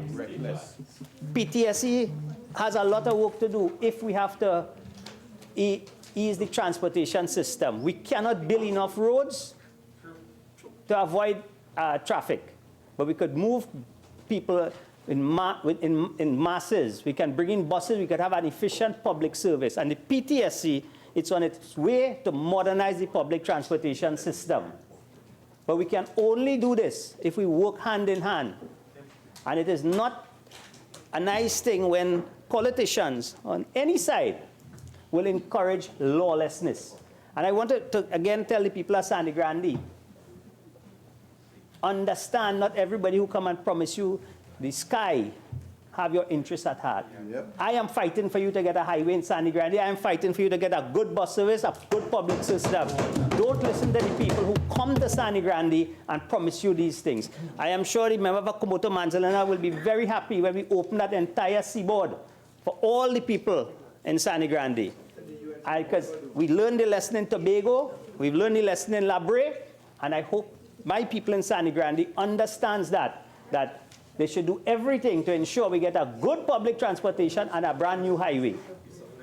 Madam Speaker, I don't want to keep you back too long because I am sure everybody is waiting for the Minister of Finance and his winding up. I think I would have accounted for the 2 areas in the Ministry of Works and Transport, and I thank you for the opportunity. Member for Shagona, cease. Thank you very much, Madam Speaker, for giving me the opportunity to contribute to this debate this evening. Essentially the report of the Standing Finance Committee. May I also take this opportunity, Madam Speaker, to thank my colleagues who spoke before me for their very sterling and excellent contribution. And as I begin this evening, I just want to focus on a few areas. Madam Speaker, since the Honorable Minister of Works and Transport is here, and he just made his contribution,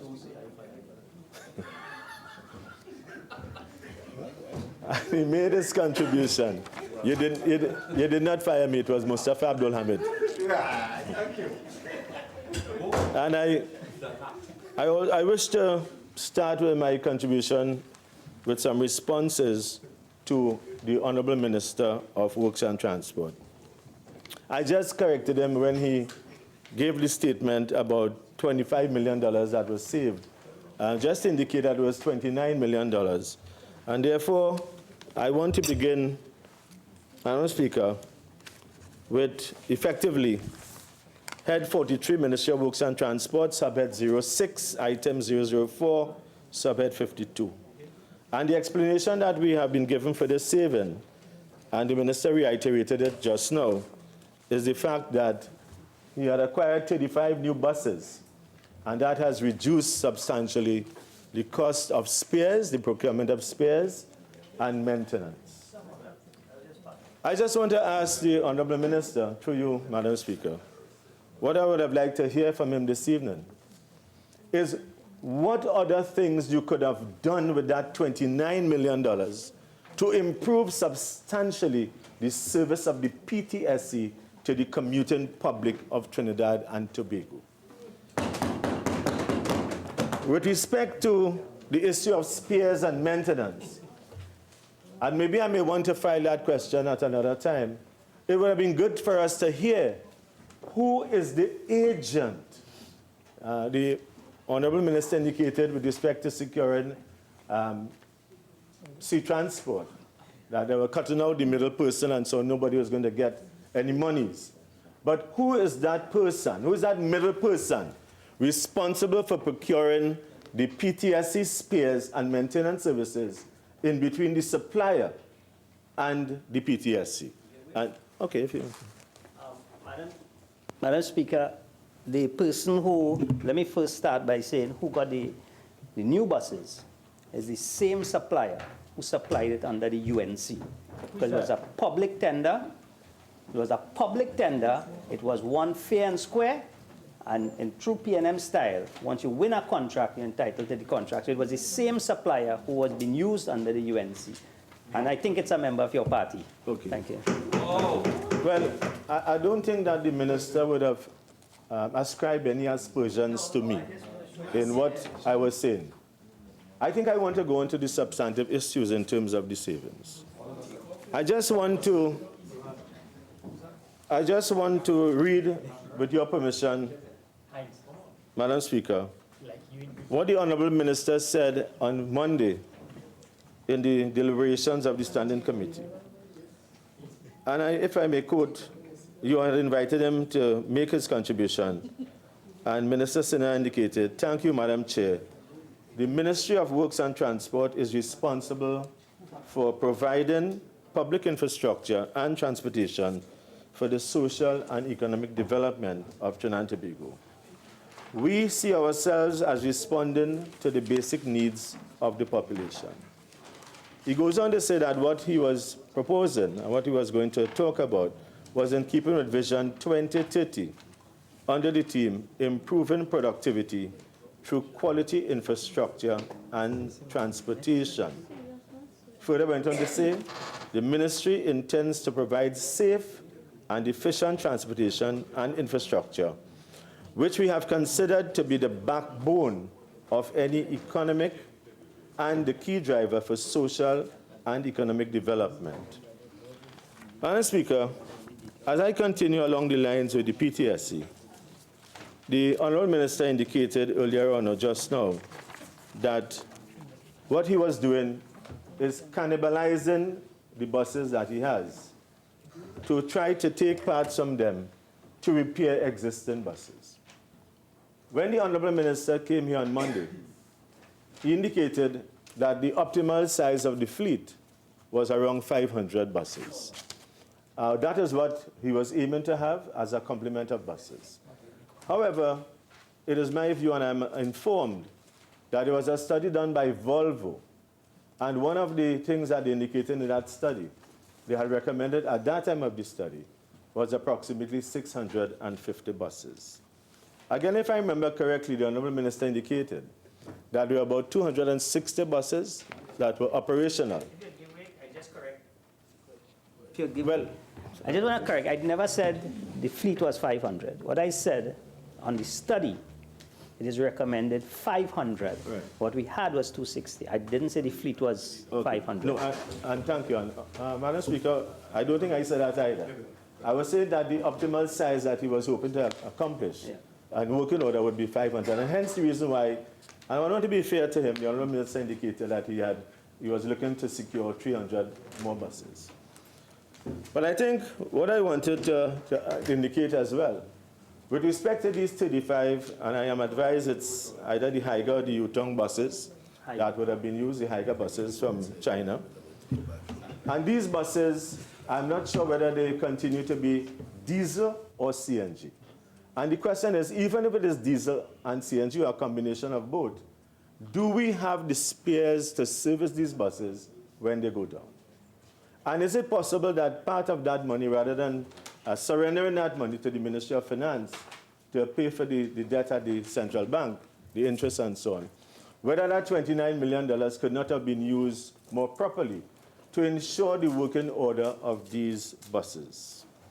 Can these buses use the current spares that we have at the PTSC? It is very likely that you have a large inventory, or you have some inventory, of spares at the PTSC which cannot be utilized. What are you going to do with that inventory and that amount of money that you have that cannot be utilized? One of the things about new buses is that you hardly will have the spares that you have existing now to be able to be used. And if you go to import those spares for those new buses, unless you have a stock of those spares, it will take you at least 3 to 4 months if you were to import them from the supplier.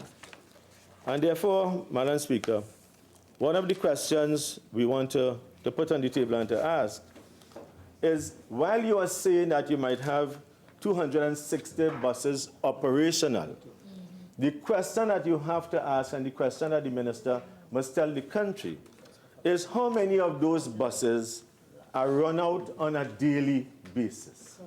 Is it 80? Is it 90?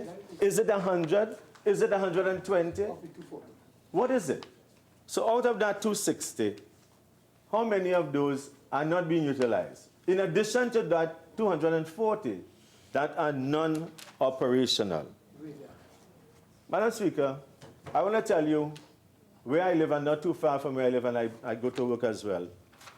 Sometimes during the day, you see buses that traverse routes And when you look inside of those buses, if you're alongside, and I'm sure the minister is aware of this, you might see the bus driver, you might see one or two persons sitting just behind the bus driver talking, but effectively the rest of the bus is empty. If it is that we want to have productivity, if we want to ensure that the asset base, the value for money of the taxpayer dollars maximized, then we must be able to ensure that we have proper scheduling of these buses. Madam Speaker, at a time when people are losing their jobs, when the cost of living is high, has been high, and it gets progressively higher, when you have a large segment of the population now, or a noticeable size of the population, can be described as an aging population, elderly persons, the question is, can we now utilize buses at other times in other scheduled areas to ensure that we utilize, again, the infrastructure? And that in itself could be a saving of costs. When you have to pay a driver and you have to pay other staff, and these buses run empty, using fuel, it is going to have more depreciation, and you're not going to get the kind of response or the return on that investment of the bus service. And as I say that, Madam Speaker, I want to also make a plea for new routes, especially as I'm the Member of Parliament for Chaguanas East.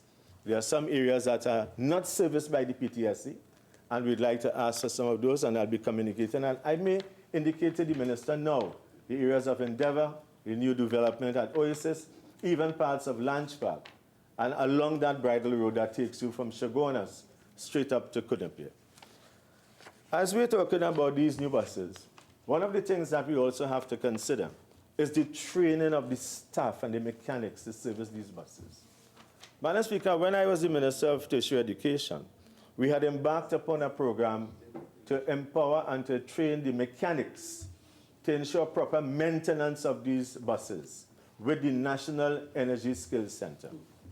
Sadly, Madam Speaker, upon the change of government, I understand that that program has been discontinued. If you wanted to repair a bus that is broken down on the road, on any highway, I'm sure what I'm going to say tonight, you would have seen that, and I'm sure the minister knows about it. There is no record that is assigned or is in the possession of the PTSC.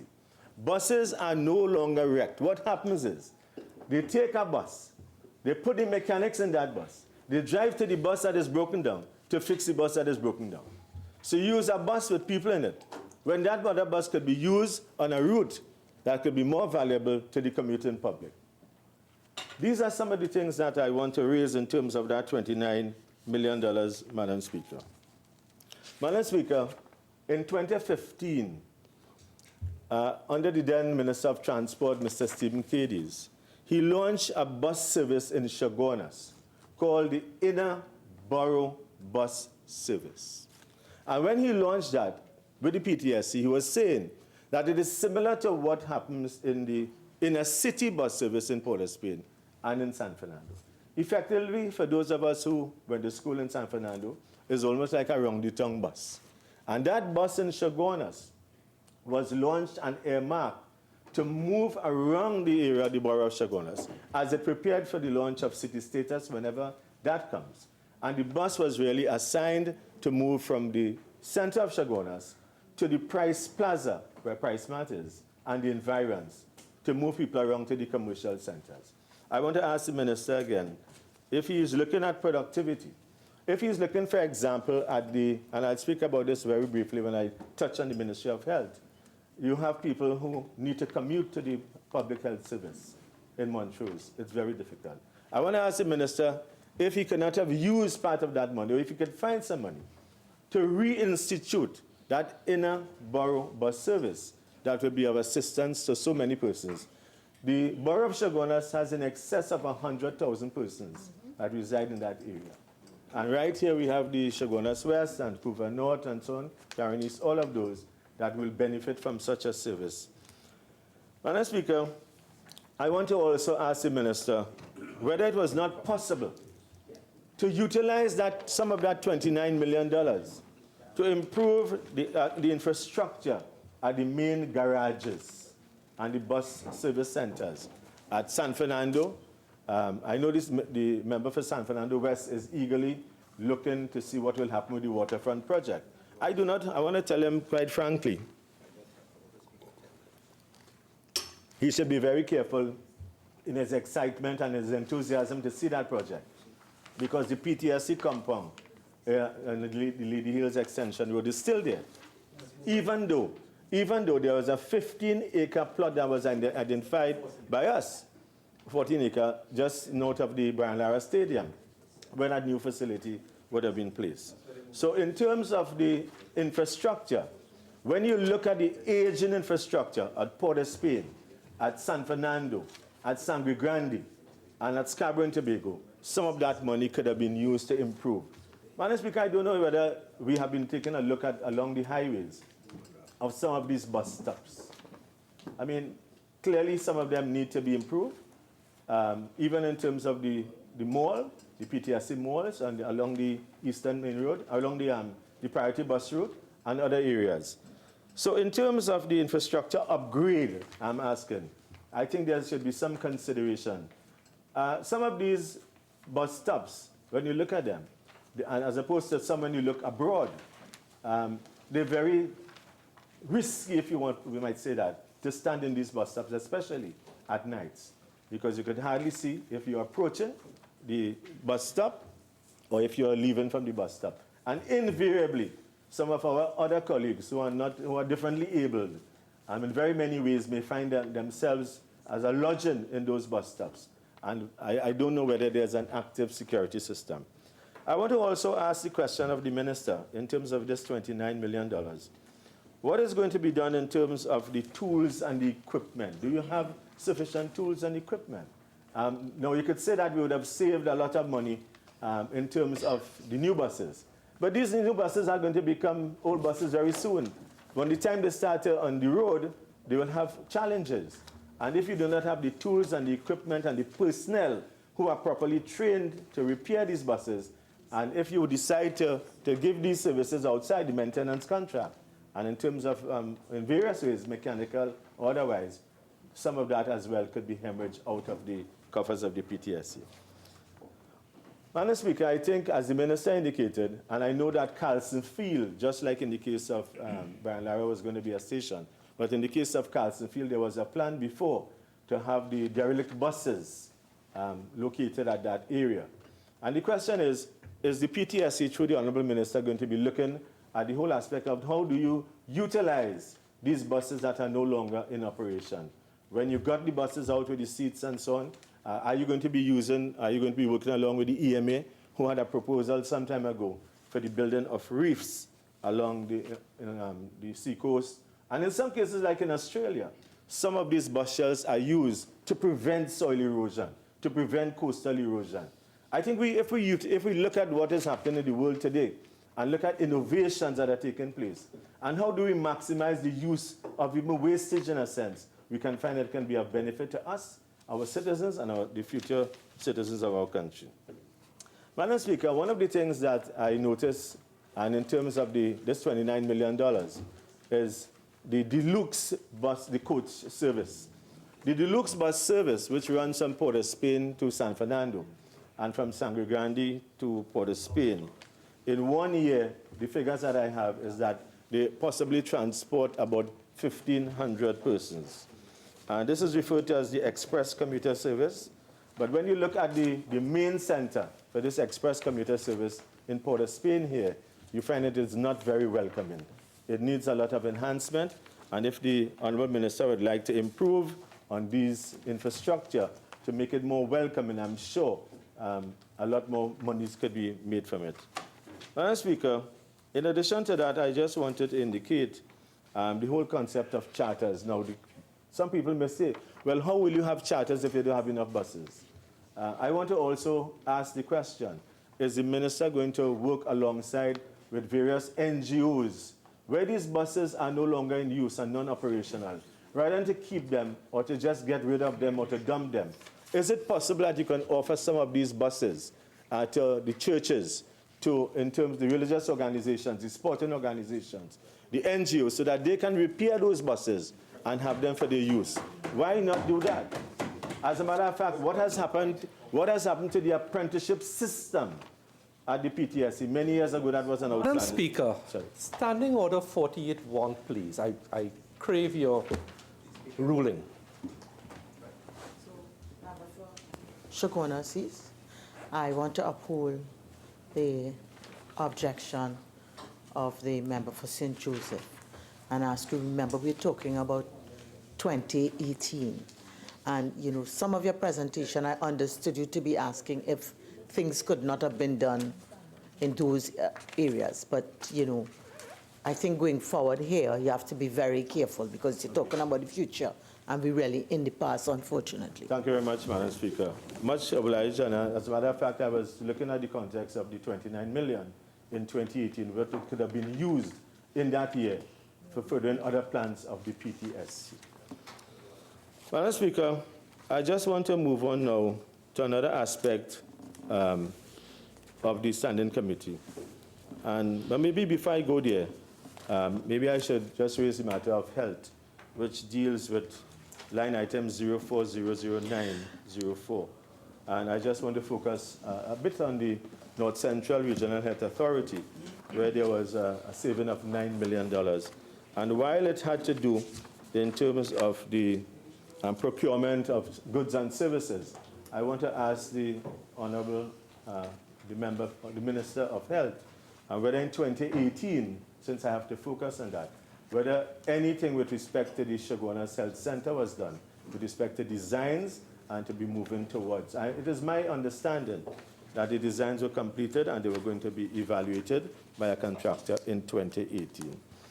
Madam Speaker, I just want to move now quickly to the aspect of the transfer, as was in the schedule, relating to variations of estimating the report from the Ministry of Local Government, Rural Development and Local Government to the Ministry of Public Administration. Madam Speaker, the Honourable Minister of Local Government and Rural Development, his presentation here was very brief. And what he indicated, that there was a $8 million transfer from the Ministry of Rural Development and Local Government, and particularly with respect to TT Connect centers. Madam Speaker, when there is a transfer, it could be on the basis, as was maybe perceived in 2018, could have been on the basis that there would have been a better fit for this item in terms of TT Connect to the Ministry of Public Administration, and ultimately that figure found itself in the Ministry of Communication. It could also have been that there was not the kind of performance that was realized as it was expected.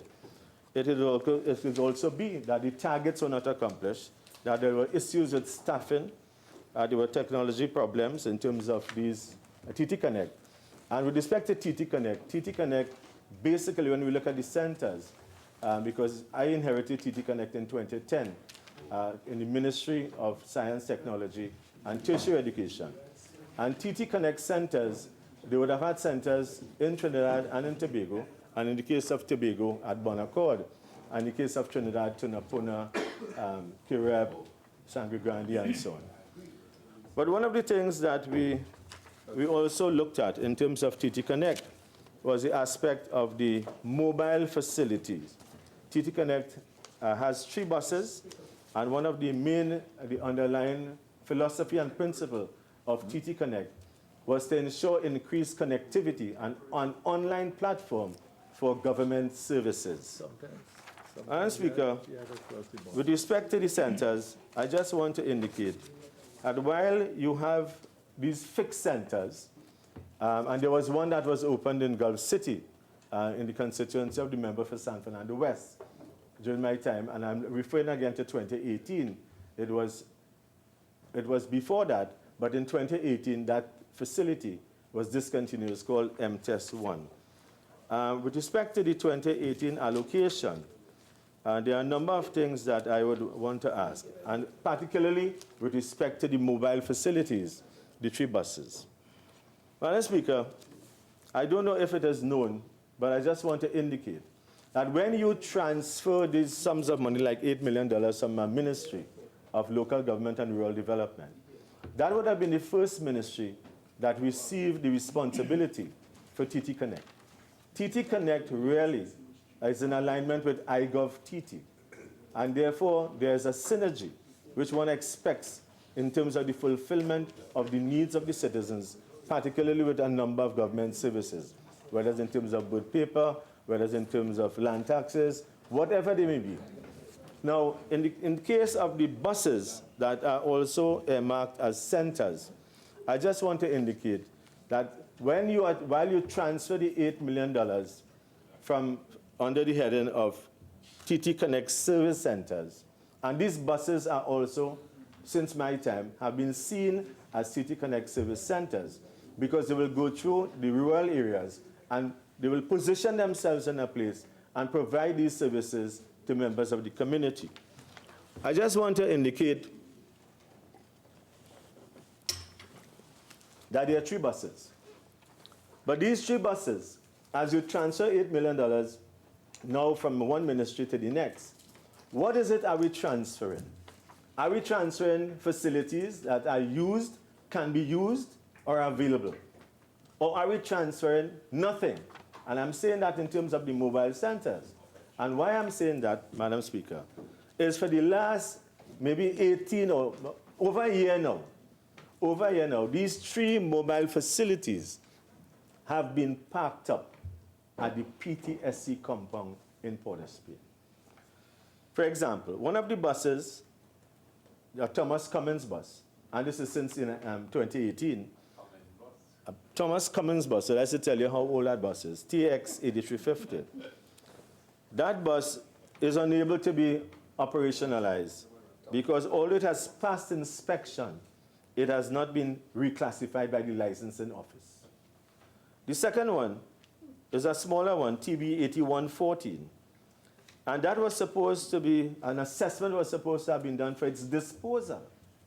And another third smaller bus, TBF 6810, again at the PTSC compound. This was ready to go on the road. And when it was ready to go on the road, apart from body works that were completed, what was recognized is that it had an oil leak. The point I'm making, Madam Speaker, is that while all of this is happening in terms of, we are seeing the economic development. My colleague from Carolina Central is talking about progress, and in terms of technology-driven progress, and in terms of the knowledge-based society. How is it we can come to this house and we can talk about suppressing monies? We are transferring sums of money. $8 million may seem small, but that $8 million in that TT Connect budget now moved before from a figure of $16 million. iGov TT was created in 2009, and the buses came on stream the year after. So the point I'm making is that if it is that we are serious about taking e-government services to the community, we must be able to make sure that all of these facilities, these mobile services, are up and running. And therefore, I lament the fact that these are not being used at this time. Very often, Madam Speaker, people don't like to hear the comparison. But in terms of the comparison with a place like Singapore, and I just want to indicate for those who may want to say anything about Singapore, that it was their government in 2000 and I think it was 9 or 8, where they contracted on a government-to-government basis, IDAI International from Singapore, to improve the technology backbone of the country. And when I'm not into the present now, I'm just saying that I know that discussions would have been held, but certainly if you wanted to ensure a more optimal service, we can look at what happens in the case of Singapore, and that would have been looked at as well in 2018, I'm sure, in terms of SingPass. And I'm sure during that period of time as well, they would have visited. I'm aware of this. It happened before, and discussions were being held with Canada for Service Canada. So, Madam Speaker, I just wanted to make some of these comments with respect to the variation and the plans that were being put in place for Trinidad and Tobago, and particularly in terms of the suppression. I would have touched on the Ministry of Health. I would have touched on the Ministry of Works and Transport, and to some extent, the Ministry of Public Administration, and Ministry of Rural Development and Local Government. And with these few words, I thank you. Member for Barataria Sanon. Speaker. Madam Speaker, I was looking at a movie the other night called Captain Phillips. Have you ever looked at Captain Phillips, Madam Speaker? You see, sometimes you learn quite a lot from movies. And in this movie, I'm trying not to don't invoke 48-1 as yet, my dear colleague. In this movie, Somalia pirates captured a captain from a container freighter with guns. And they took control of the ship. And at each step of the game, the Somali pirate, the head, young skinny guy, kept telling Captain Philip, you don't worry, everything will be all right. And it continued on the picture like that, Madam Speaker, until everybody was blown up. And when I heard the Minister of Finance telling us, don't worry, everything will be all right, and they've done very well, I start thinking about the Somali pirates. You see, Madam Speaker, it's the same feeling I got. And it worried me, Madam Speaker, because, you know, Trinidad and Tobago, we are facing a serious economic onslaught. And it's time for all hands to be on deck. And you would expect from a Minister of Finance the truth. I'm not saying he's lying, economical truth. So, you see the part about it not saying he's lying, you could delete that, right? Retract that. You expect the truth and continue with what you're saying. Yeah, I just expected, thank you, Madam Speaker. I expected to hear the economical truth of what is happening in our country. So when you hear the economical truth, we could deal with it. And we could come together as a unit of Parliament and put ideas forward so we could deal with what is going to occur, well, what has occurred, using what has occurred, because history, as I say, repeats itself. And if we are able to look at what has occurred in 2018 and 2017, then we may not make the same mistakes in 2019 and 2020. And then I started thinking that after hearing the Minister of Finance speech, it came across that maybe he's writing a book called the 10 Easy Steps for Saving by the PNN government. 1, don't build, don't buy, don't hire, don't pay, and don't innovate. And in doing so, you will have savings. And it made me start to believe that if you're running a household and you don't buy, don't build, don't do anything, and you keep your money inside, you will basically have a lot of savings. And by using that savings, then you could spend it, as the member for Oropoch East has indicated. You save to spend in a different manner. But in doing so, you will have a detrimental effect on the people in the household. They won't have clothes, they won't have food, they won't have gas for their cars, they won't have, the house will, basically infrastructure will fall down, the roof may start leaking, but yet at the end of the day, you have saved. You have saved. And you could boast that I saved a lot of money so I could pay the interest on the loan that I had for another apartment somewhere else by letting the house suffer. And that is the impression, Madam Speaker, that one obtained from the discussion that took place. Now, what did we save? I just want to touch a little bit on what did we save. The Ministry of Health indicated that he saved a lot of money regularizing the CDAP, making the CDAP very efficient. And he was able to cut certain costs. And in doing so, I commend him. I think I would like to commend him. But I want to get your permission, Madam Speaker, just to read something from an excerpt from news.gov.tt. This is from the website news.gov.tt. CDAP program to be reviewed. This is May 9th, 2013. Okay. May 9th, 2013. Who was the minister? The Ministry of Health will put measures in place to improve the accountability and transparency of the Chronic Disease Assistance Program following the findings of an evaluation of the program. Line Minister, yours truly, made the announcement earlier today during the weekly post-cabinet meeting brief at the Diplomatic Center in St. Anne's. Quote, we have to strengthen the government policy for the program. Therefore, a steering committee will be put in place to work on the recommendations with a plan to make the program more efficient. So that was done. It started off in 2013. The minister noted that there was a number of discrepancies in the program, one being duplication and leakages of pharmaceuticals to patients, and it goes on. The minister announced that very soon a card system will be put in place. It will be implemented as a way of having checks and balances in the program. This would link doctors' prescriptions, pharmacies, patients, and when a prescription is given, it will then go to the pharmacy and a central center, and if a patient goes to a pharmacy in Carenage and then Mount Hope, that duplication will be picked up. And that is one part of it, Madam Speaker. The other part of it I would like to read. This was December 4, 2013, where it commented on the same steering committee for CDAP. The program provides patients with free prescription drugs and other pharmaceutical items and from the National Insurance Development Company, NIPDEC, stated Khan, NIPDEC appears not to be working in the best interest of the health institutions. NIPDEC manages the drug distribution system on behalf of the Health Ministry.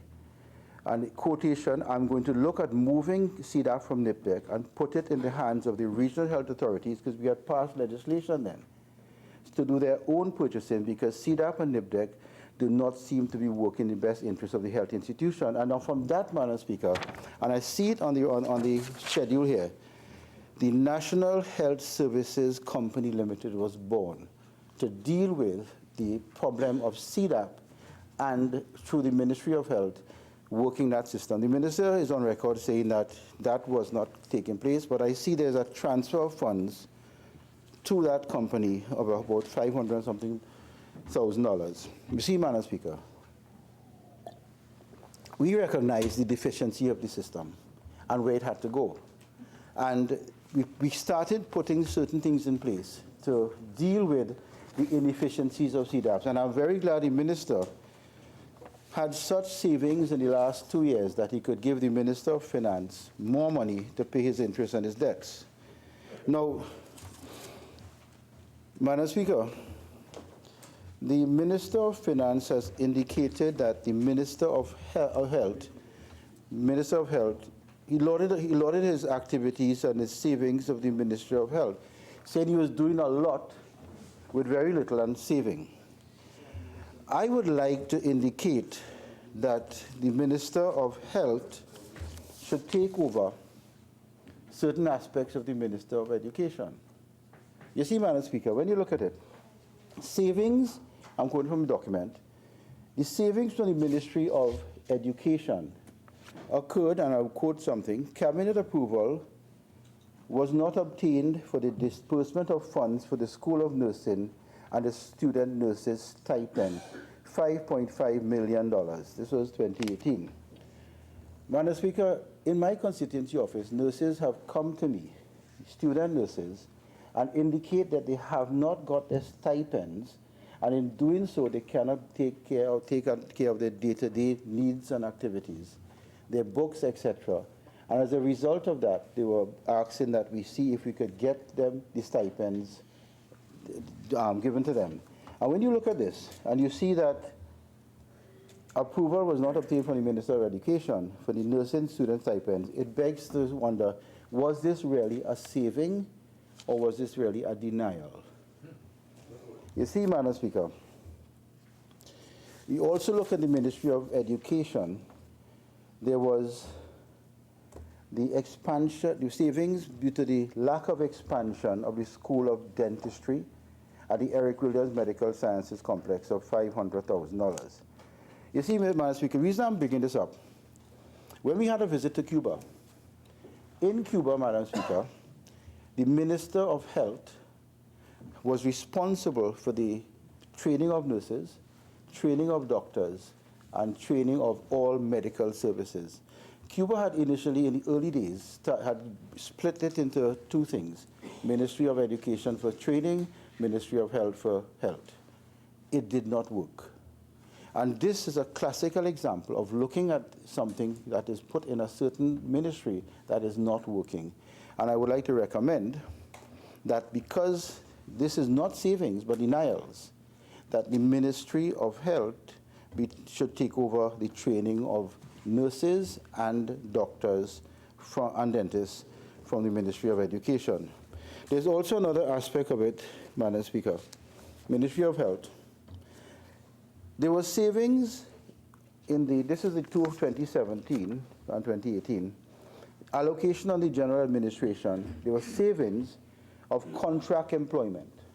You saved on contract employment because it was not fully utilized, as the ministry recently completed its 6-year strategic plan and is reviewing the terms and conditions of several contract positions, and therefore not all positions were filled. Savings were realized as not all vacant positions in the regional health authorities were able to be filled due to delay in the recruitment and selection process, $9.2 million. But yet, Madam Speaker, we have in this country almost 200 and now 400, because this is of doctors who have just graduated or graduated a year ago or 2 years ago, who cannot find employment in the public service, Ministry of Health, RHA's regional health authorities, Madam Speaker. Yet, a lot of money for contract labor, recruitment and selection, $9.2 million was not utilized, but yet we have doctors outside. They say, what, while the grass is growing, the horse is starving. You see, Madam Speaker, when you look at this, you have to ask yourself, okay, you did not recruit certain medical personnel. Why? And I believe it is the result of the Union, Medical, MPAT, and others, together with the CPO, made certain provisions for salaries, different specific salaries and specific allowances.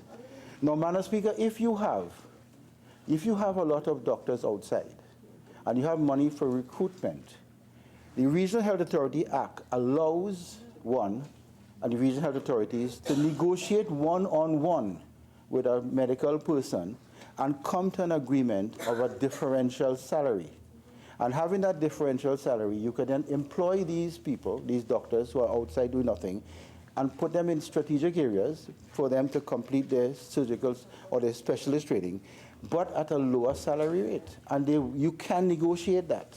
So instead of calling it a savings, because you cannot go against the CPO regulations and allowances, in effect you can.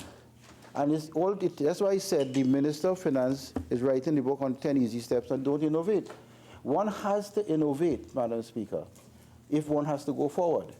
And the Regional Health Authority Act allows for that level of innovation. So I call on the Minister of Health to try to look at a different aspect, hire these doctors and also nurses that are outside, not working, would like to specialize, would like to start contributing to the system on a differential salary and allowance arrangement. And I think they will go for it, Madam Speaker. You see, Madam Speaker, when you look at the savings, it brings into mind the Captain Phillips program and the Somalia Pirates. I looked at it and I looked at the more so the Ministry of Education. And we have always, the Honorable Leader of the Opposition has always put education on the front burner. She herself being a former teacher. And when you see savings being touted, Madam Speaker, as the ministries, this is Ministry of Education, development program savings were realized across several projects. Support to non-university tertiary education, $6 million, not done. Tobago Technology Center, $1.5 million, not done. Eastern Caribbean Institute of Agriculture Forestry Improvement, not done. John S. Donaldson Technical Institute, improvement of facilities, not done. San Fernando Technical Institute, upgrade of facility, not done. Building of an international fine cocoa innovation center, $6.8 million, not done.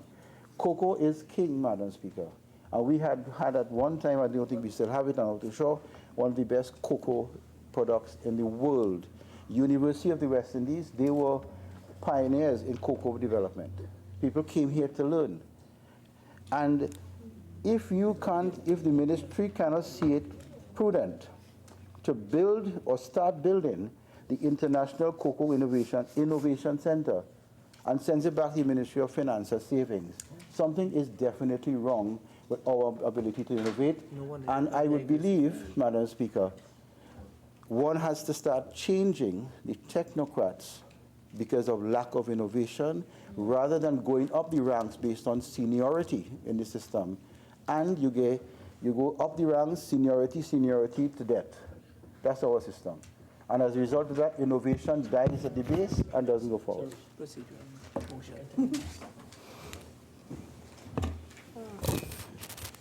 finished? In accordance with Standing Order 15.5, I beg to move that the House to continue to sit until the conclusion of the matters before it. I was just so lulled into a sense of complacency. So just for us to make the time, honorable members, the question is that the House do continue to sit until the completion of all the business before it. All in favor say aye. Aye. Any against? Member for Barrett Harrison. Thank you, Madam Speaker. I think I must be doing something right if I could get the member for Aruka Maloney to be so lulled. I've known her for such a long time, and we all have a private joke that she is not easily lulled. What? Madam Speaker, yes, Madam Speaker. Yeah, I was speaking about some device that is running the member for Barrett Harrison one competition.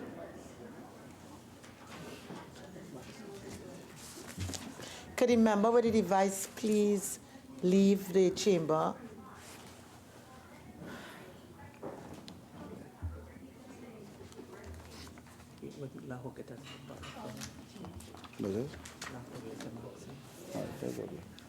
Madam Speaker, I just wanted to indicate a couple of other things. The Ministry of Rural Development, and this is a sort of a pet peeve. When I see that the CPEP program, a savings was done as a result of non-payment of, I think it's $17 million for the CPEP program. Madam Speaker, that raised a red flag, because the CPEP program, Madam Speaker, there are a lot of contractors right now at present for the last 3 years or 4 years, 3 years, who are awaiting payments for work already done on health offices, the refurbishment of health offices.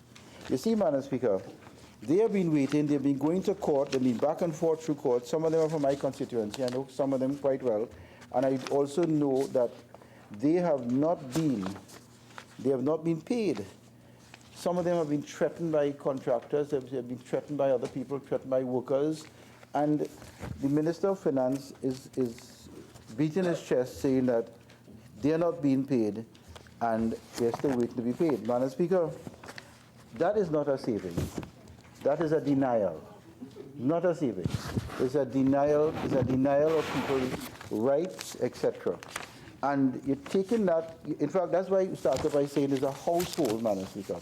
A household where you deny your children and your family anything, whereas you could pay the interest on your apartment down the road.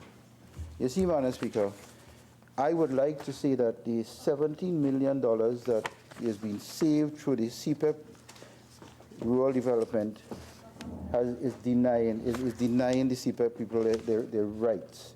And I wouldn't say more because it's in the court and it's sub judice. Madam Speaker, another thing that struck me, university graduates they go, they become graduates, and they are expected to get some form of employment through a university graduate assistance program. And when you look through all the most of the savings in these documents, you will see a lot of savings because the university graduate assistance program over a lot of ministries were not utilized, and money went back straight to the Minister of Finance. You see, Madam Speaker, that again is a denial, because there are a lot of university graduates who we see in our constituency offices who have been denied. They have been denied, and they have no jobs. They have fantastic CVs, and they have fantastic training, but yet they cannot find a proper job in the system. Yet we have provisions for university graduate training program, and there's nothing being done. You see, Madam Speaker, I really can't consider this savings, you know. Another thing, Madam Speaker, savings on the OJT program, on the job training program, as trainees allocated to schools will not be paid stipends while schools are on vacation, but they're still there. They were still working, and there's still their time being taken up. You see, Madam Speaker, I don't want to belabor the point, but sometimes one has to defend their tenure, and I, as Minister of Health, decided to defend mine with the CDAP program. The other thing, too, here we saw that the savings that has occurred throughout this whole system reminds me once again, as I said, of everything is going to be all right. Don't worry. We have it under control, and we talked about all sorts of things, like the Minister of Finance says that he kept the exchange rate level. But, Madam Speaker, maybe the Minister of Finance is spending too much of time in the Ministry of Finance and not on the streets, because the US dollar, the Trinidad dollar, has devalued its own self up to 8 to 1, 10 to 1 that people purchase it. It's not official. It's like Venezuela, Madam Speaker. In Venezuela, I think the official exchange rate, I think, is 60 bolivars to 1 US dollar, the official. The unofficial is thousands of bolivars to 1 US dollar. And yeah, but I know Venezuela for a fact. So the people who have the contacts can pay the bank rate for the US dollar, and the people who don't have the contacts have to pay the outside black market rate for the US dollar. So you cannot come here and say that you have kept the exchange rate stable. You've kept it stable for your friends. Madam Speaker, with those few words, I want to thank you. Member for Hyderabad.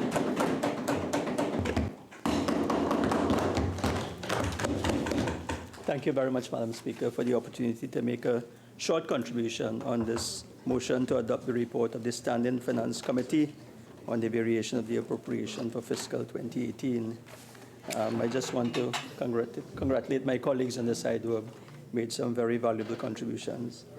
Madam Speaker, I just want to go straight into the matter at hand and to take note of the 211 million so-called savings from the Ministry of Health, and to express my concern that although I understand that there was a deficit or an interest payment that had to be made, to try to understand the rationale as to why the Ministry of Health would have been selected for such a large savings.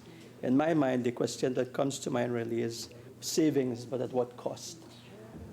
Many of the issues have been raised before, Madam Speaker, but I just wanted to have the Minister of Health reflect on what could have been done in 2018 with some of these so-called savings.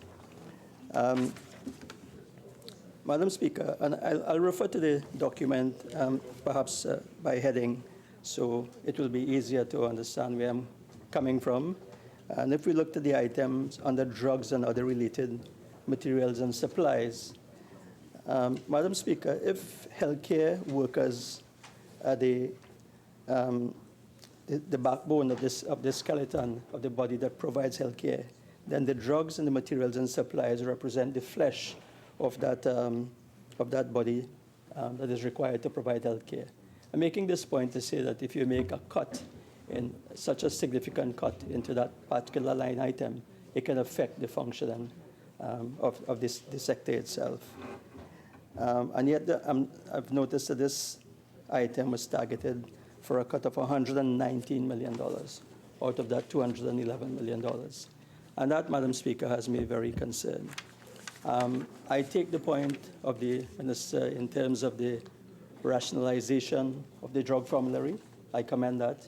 And in terms of the utilization of the PAHO purchasing facility.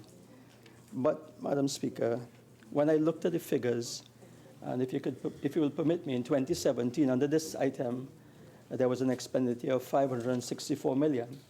In 2018, based on the savings from the ministry, the actual expenditure was $500 million. But, Madam Speaker, if you permit me to quote the figure that was budgeted for 2019 for this item, drugs and supplies, the figure is $660 million.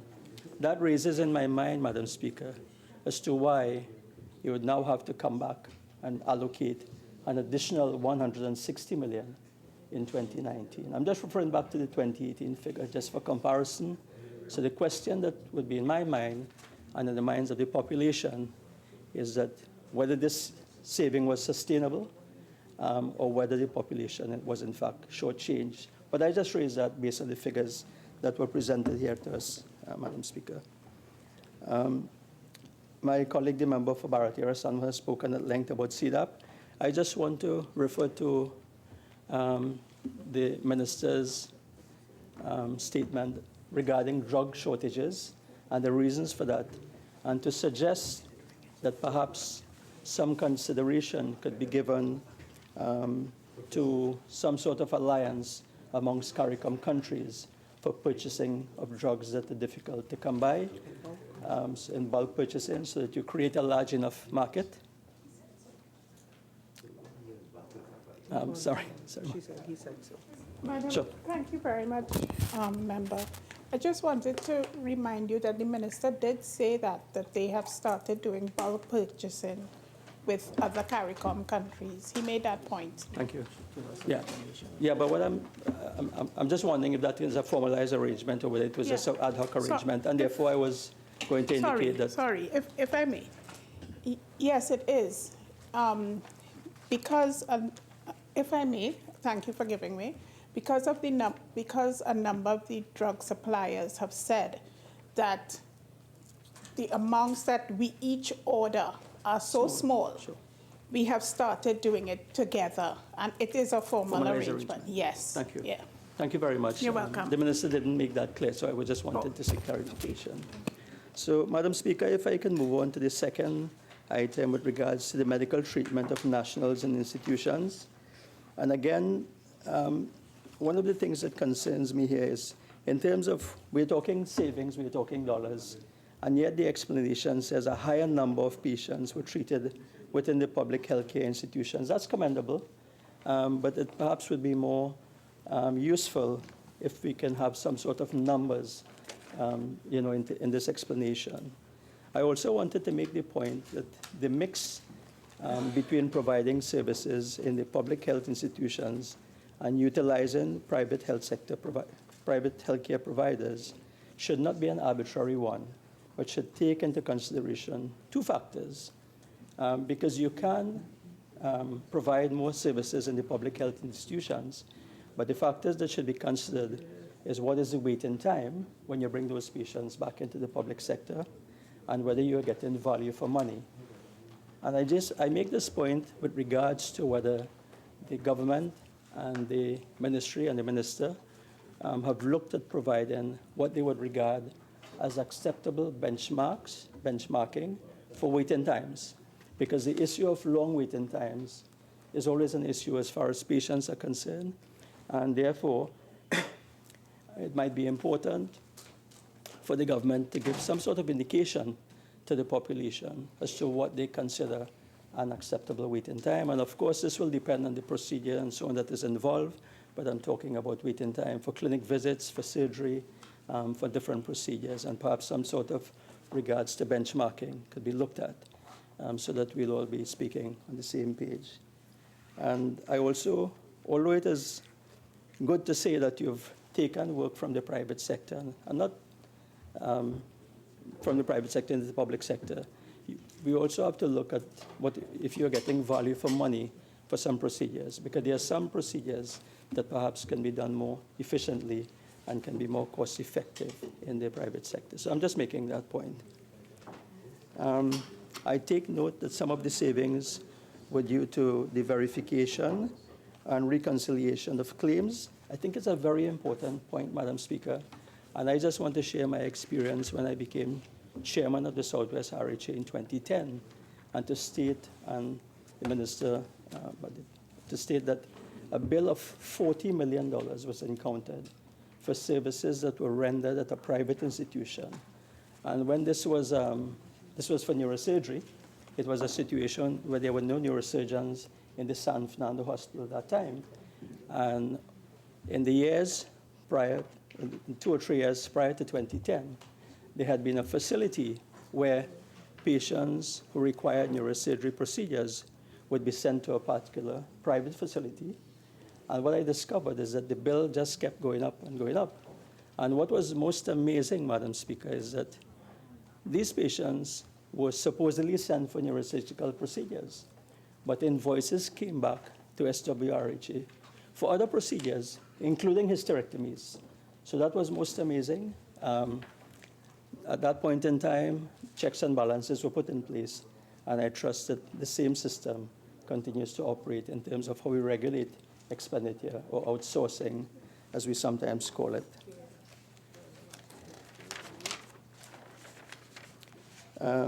Madam Speaker, the other item would be regards to the savings with the Regional Health Authority of $26 million. I know a lot has been said about the filling of vacancies. Questions would be asked as to why this money was not used to fill the vacancies in 2018. The minister did indicate that he had some challenges in terms of recruitment with regards to Cuban doctors. But I wanted to make 2 points with regards to specialists.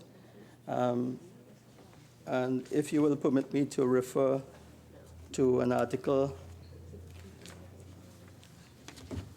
where the minister spoke about the difficulties in recruiting specialists, and to suggest that one option could be to look at employing specialists part-time in the hospitals, give them a part-time contract as opposed to a full-time contract. And the other issue would be to bring specialists back into the system over the age of 60 and to create some sort of favorable working conditions so you don't lose that expertise in the health sector. And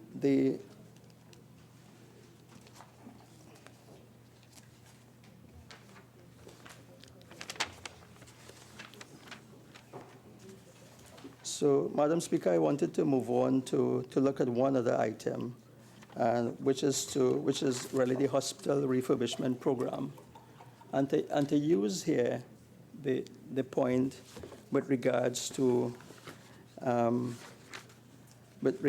what I would call project execution. And I just want to give an example here, Madam Speaker. And I speak with regards to the repair of the roof over the labor ward at the San Fernando General Hospital, and to examine the reasons given for this project. Now, I speak about this project, Madam Speaker, because it's a very important project, and I speak from a personal point where I know in 2015, when I left as chairman of SWRHA, the labor ward, the roof of the labor ward, where the labor ward was situated, the labor ward had already been moved to another location to facilitate that roof repair. And if I can just give some history, and again, just to make the point and to look at why works are not being executed. The evaluation for this project was completed in July of 2017. The contract was awarded in August, September 2017. The minister stated that there were delays that led to the engagement of a second contractor. That work started in March 2018, was scheduled to be completed in September 2018. I am told, reliably informed, that only 15% of the works were completed. And the question really is what is happening with regards to the project management, the management of this project. I am being told that in terms of the follow-up by the management of the SWRHA, there are challenges. So I just quote that example as an example of a project that has been ongoing for almost 4 years and is yet to be completed. And to look at the challenges and to ask the question as to why such a simple project cannot be completed. And it's a project that's very important as far as the labor ward is concerned. In fact, there have been some allegations in the media recently that because of the leaking roof, that may have affected patient care and the nursery, the babies in the nursery in San Fernando Hospital. So it's very important. One of the last points I want to touch on with regards to the items is the savings from the Health Services Support Program. This Health Services Support Program, Madam Speaker, we are told, is a 22 million allocation that is funded based on funding from the IDB and a small funding from the government of Trinidad and Tobago. Now, this Health Services Support Program deals with some very important projects such as diabetes and pregnancy. The minister has stated that there's glucose testing for pregnant women throughout the antenatal clinics. I just want to draw his attention to the fact that even though that is commendable, it takes a long time to get the results of those testing. And therefore, sometimes if the results are taking so long, then the results are not valid by the time they are received by the doctors. The other projects that come under this heading would be the cancer guidelines, an NCD surveillance system, nutrition policy, health promotion policy, physical activity policy, HR planning and development. All very important projects. And the question would really be, why have there been so many delays in the execution of this? In 2017, 1 million was spent. In 2018, 1 million was spent. And perhaps the minister might want to explain what are the challenges that he's facing in the Ministry of Health to get these important projects off the ground. And these projects speak directly to the trust for primary health care and reducing non-communicable diseases. So, Madam Speaker, as I conclude, I just want to say I am not convinced that these so-called savings have translated into better health care for citizens of Trinidad and Tobago. It appears more that the systems and the processes were not in place to ensure that the allocated expenditure took place in an efficient and effective manner.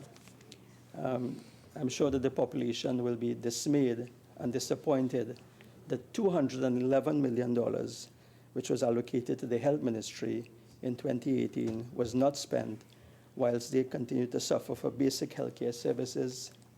And the Minister of Finance will be well advised to reconsider whether his praise of his colleague, the member for St. Joseph, is justified. Madam Speaker, the constituents of Faizabad were very disturbed and distraught when on Monday of this week, in this very house, they heard that the Ministry of Public Utilities was able to give back 62 million in what was called a savings, when they know very well, that there's a way that, WASA has created so many potholes in Faizabad. There's no lights at the South or Put roundabout, things that could have been fixed with that allocation in 2018. They would have been worried that 100 million went back from the Ministry of National Security when there are no cameras, then there's no CCTV cameras in Faizabad. They would have been very concerned that the Ministry of Rural Development and Local Government gave back $8 million when there's a landslip in Murray Trace that is cutting off traffic in that community, and another landslip in Namdeo Trace that is threatening to isolate a community.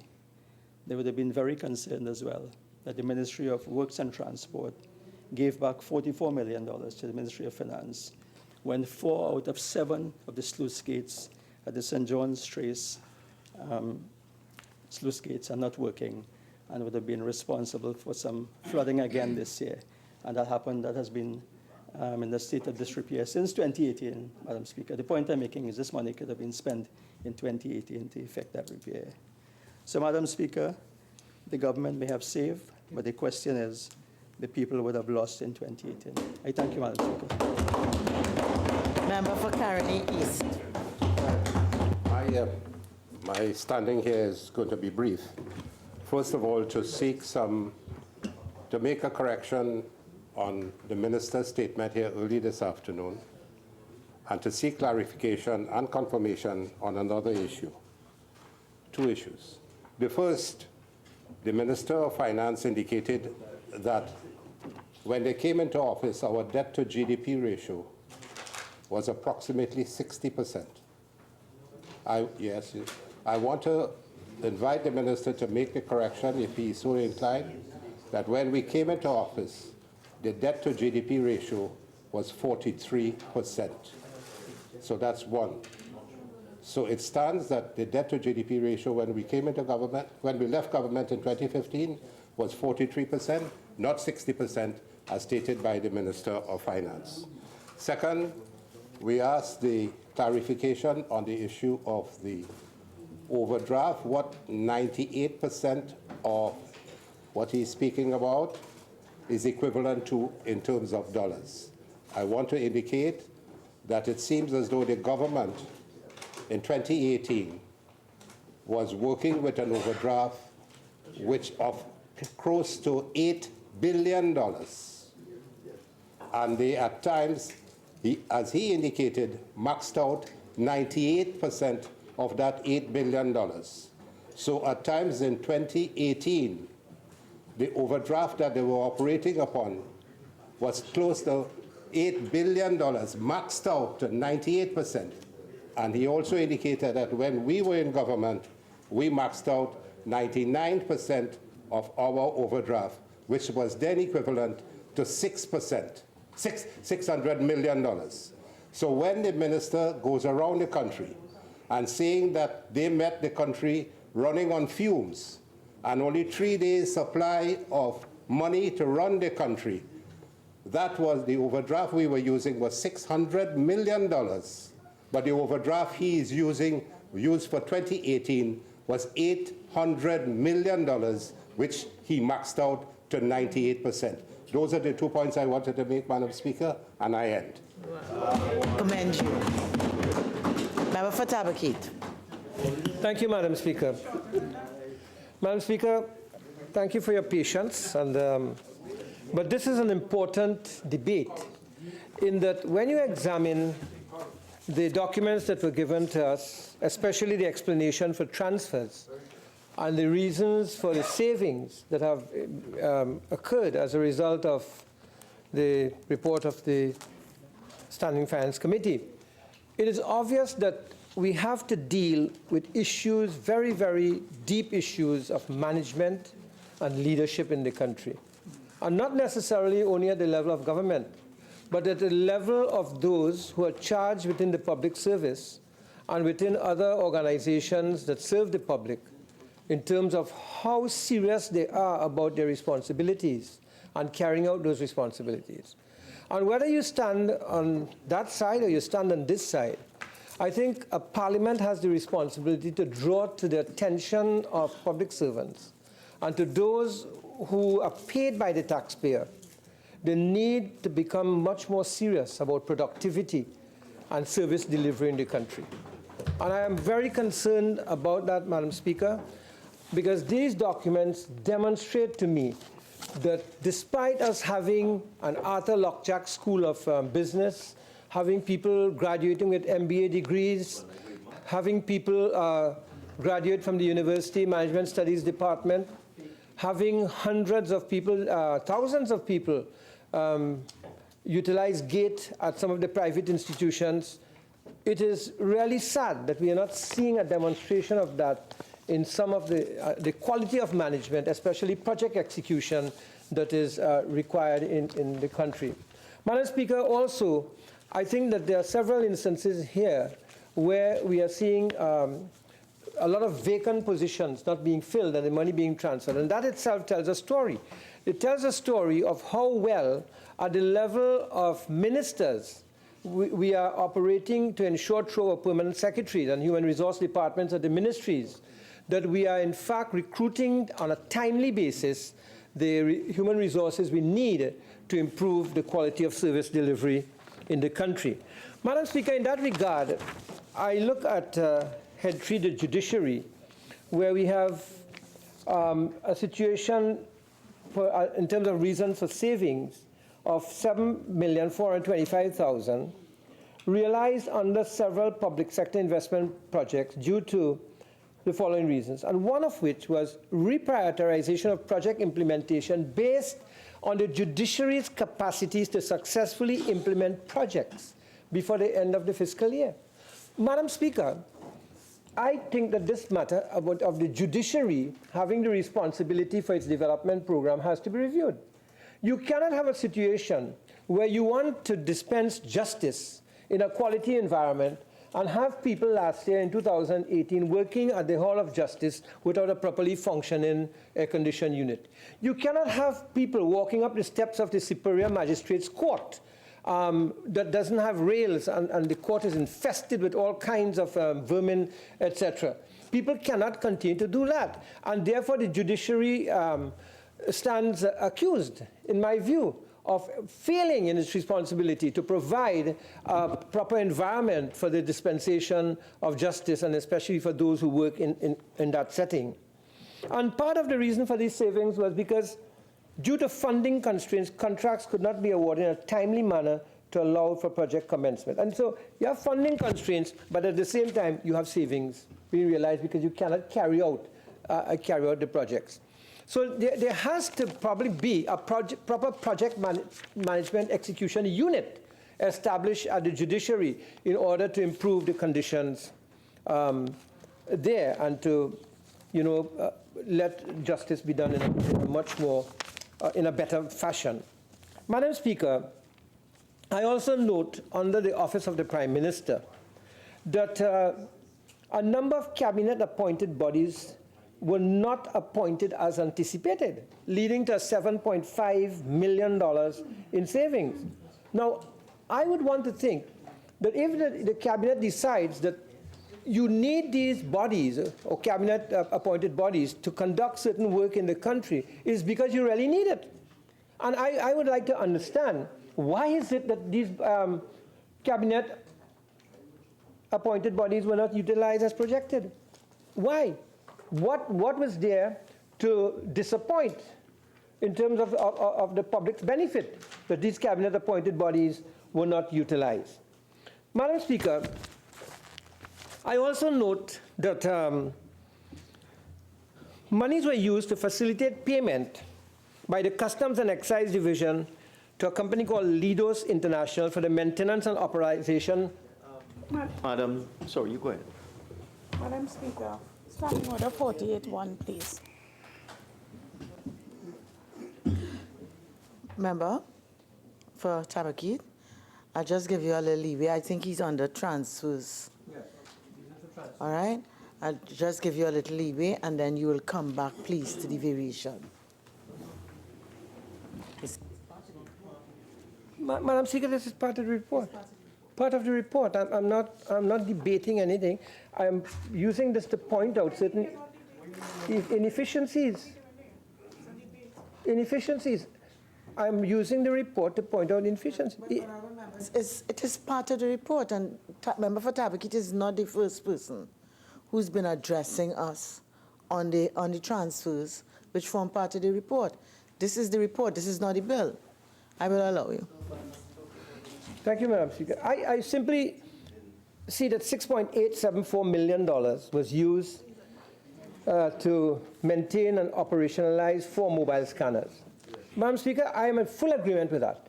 because of the contraband that goes on, because of the drugs that come into the country and so on. But have these scanners really been made functional?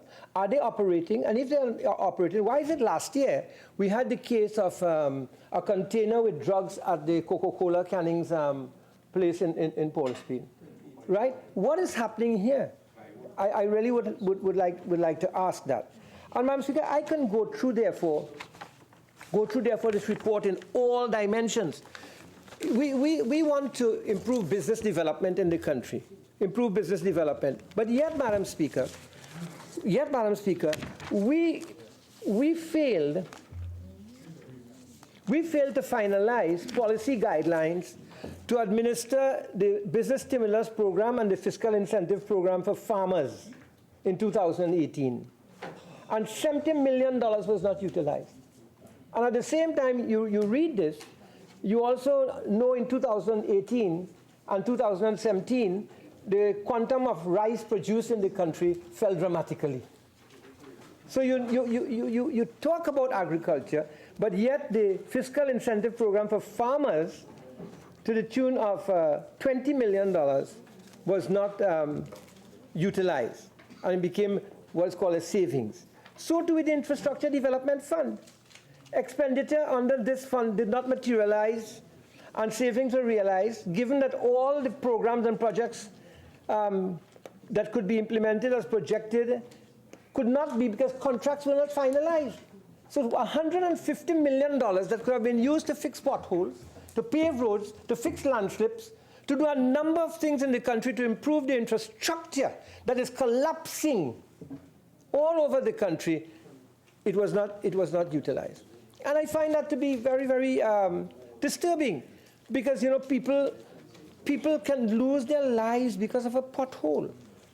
Madam Speaker, we need to stimulate construction in the country, and I note in the report that private public housing construction incentive program, $50 million. The government came in here and they boasted about this private public sector housing construction incentive program, but the money was not utilized. And therefore, the boost that was necessary for the housing sector through private initiatives has not materialized, Madam Speaker. So we have to think carefully of how we are managing our funds and how we are allocating our funds. But more than that, I think beyond the politicians, beyond everything else, this forces me to make an appeal to those who manage in the system to please do what you have to do to get this going. But if it is that policies have not been developed, it means to say that there's a laxity at the level of ministers and the government and the cabinet who are entrusted with developing and approving these particular policies. Madam Speaker, in that regard, I note also a matter that is of concern to me. I note that there was only one intake of fire service officers in 2018. And that was due to administrative delays by the Service Commission Department in releasing examination results. Here you are denying people the opportunity to join an important aspect of national security, which is prevention of fires and the protection of property, because you in the Service Commission could not properly find the time to release the results of the examination, resulting in people being denied. And a denial of this is, to me, a denial of a citizen's right to employment. And that is something that is very distressing in my view. And Madam Speaker, $600,000 at the Immigration Detention Center was suppressed. Madam Speaker, we read in the newspapers recently about the conditions at the Immigration Detention Center. And one wonders about this $600,000 not being utilized. Who, again, is responsible for managing the affairs of this center to make sure that things are done? Madam Speaker, I will stop there, but end with this one point. That $10 million for school improvement project Lavendale Community was not utilized due to the slow pace of project commencement, and not all components were completed during fiscal 2018. Madam Speaker, the Lavendale community was declared to be an at-risk community. And I thought that a very good initiative came about when this project was put in place. Because, Madam Speaker, youths are very full of cynicism. Cynicism leads to frustration. Frustration leads to alienation, and alienation and frustration sometimes turns into violent reaction. And to see that a project like this will die because of incompetent management and incompetent execution or delayed execution, that is going to frustrate those who are hoping that they will be beneficiaries of this particular program. And I urge the government to do something particularly about not just the Lavendale community, but all the communities that are at risk because of the alienation and frustration and hopelessness perhaps being felt in these particular areas. Madam Speaker, with those few comments, I think I've made my point about the need for management and leadership, the need to make sure that policies are in place so that we don't come back here next year with the same kind of excuses. Thank you very much. Minister of Finance. Thank you, Madam Speaker. I beg your pardon. Please. Yes, I agree. Thank you, Madam Speaker. Madam Speaker, it is my understanding that there is to be an investigation into the activities of Cambridge Analytica by this Parliament in the near future. So I will not go into any great detail. I will not refer to any of the activities of Cambridge Analytica in Trinidad and Tobago. However, I think it is necessary for members to know that this particular organization, this is totally relevant, called itself a Global Election Management Agency and is known for involvement in military disinformation campaigns, in social media, and voter targeting. Cambridge Analytica's involvement in the political world has been primarily in the developing world, where it has been used by the military and politicians to manipulate public opinion and political will. Now, there has been a phenomena that I've observed emerging in Trinidad and Tobago over the last couple of years, Madam Speaker. And the best way, and it is manifesting itself in this debate, and it manifested itself most clearly in the contribution of the member for Caroni Central. And let me explain the technique, and then I will show how the member for Caroni Central used the technique. Now, this is simply a term of art, Madam Speaker. I am not seeking to be unparliamentary. There is a technique called the big lie. It is a propaganda technique. The expression was coined by Adolf Hitler in his 1925 book, Mein Kampf, about the use of a lie so colossal that no one would believe that someone could have the imprudence to distort the truth so infamously. Madam Speaker, the big lie is inspired by the principle that in the big lie, there's a certain force of credibility, because the broad masses of a nation are always more easily corrupted. This is Adolf Hitler I'm quoting from, in their emotional nature than consciously or voluntarily, and thus in the simplicity of their minds, they more readily fall victims to the big lie than the small lie.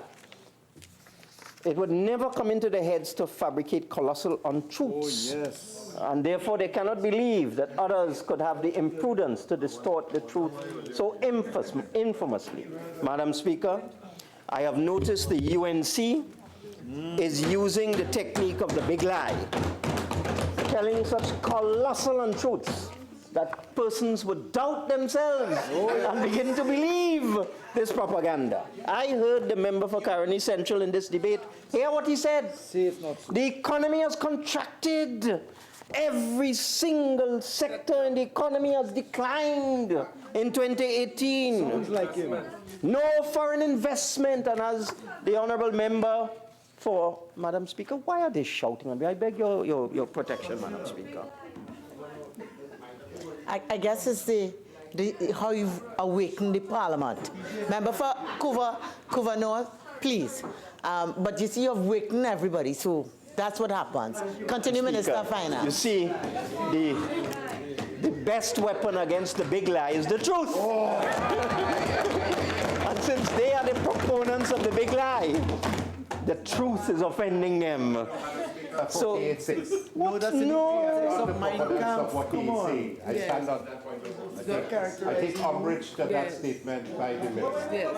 Come on. 48-6. 48-6. Members, you know, we've gone through this several times for the afternoon and the evening, that a member is entitled to stand up and raise the standing order. We allow the member to raise the standing order in silence. We've gone through this, so we understand this. And, you know, Minister of Finance, while I allowed you to use certain words in terms of the concept, okay? Again, I think you know the standing orders very well, and I would like you to refrain from imputing any improper motives. Okay? Continue.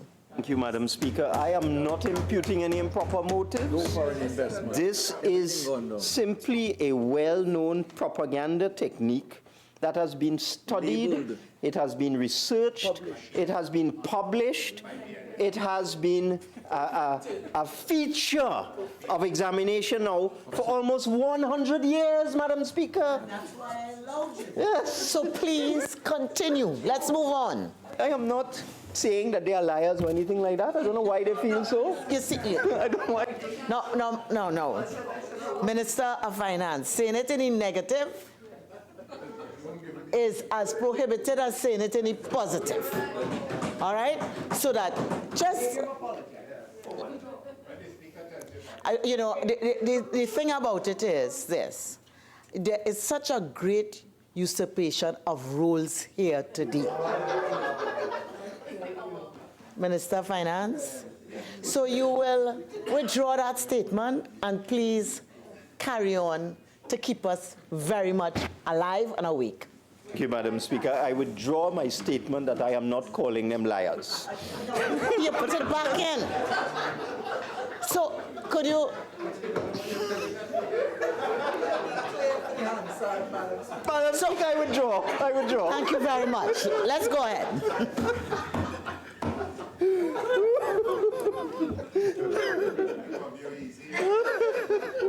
Anyway, Madam Speaker, if that particular word,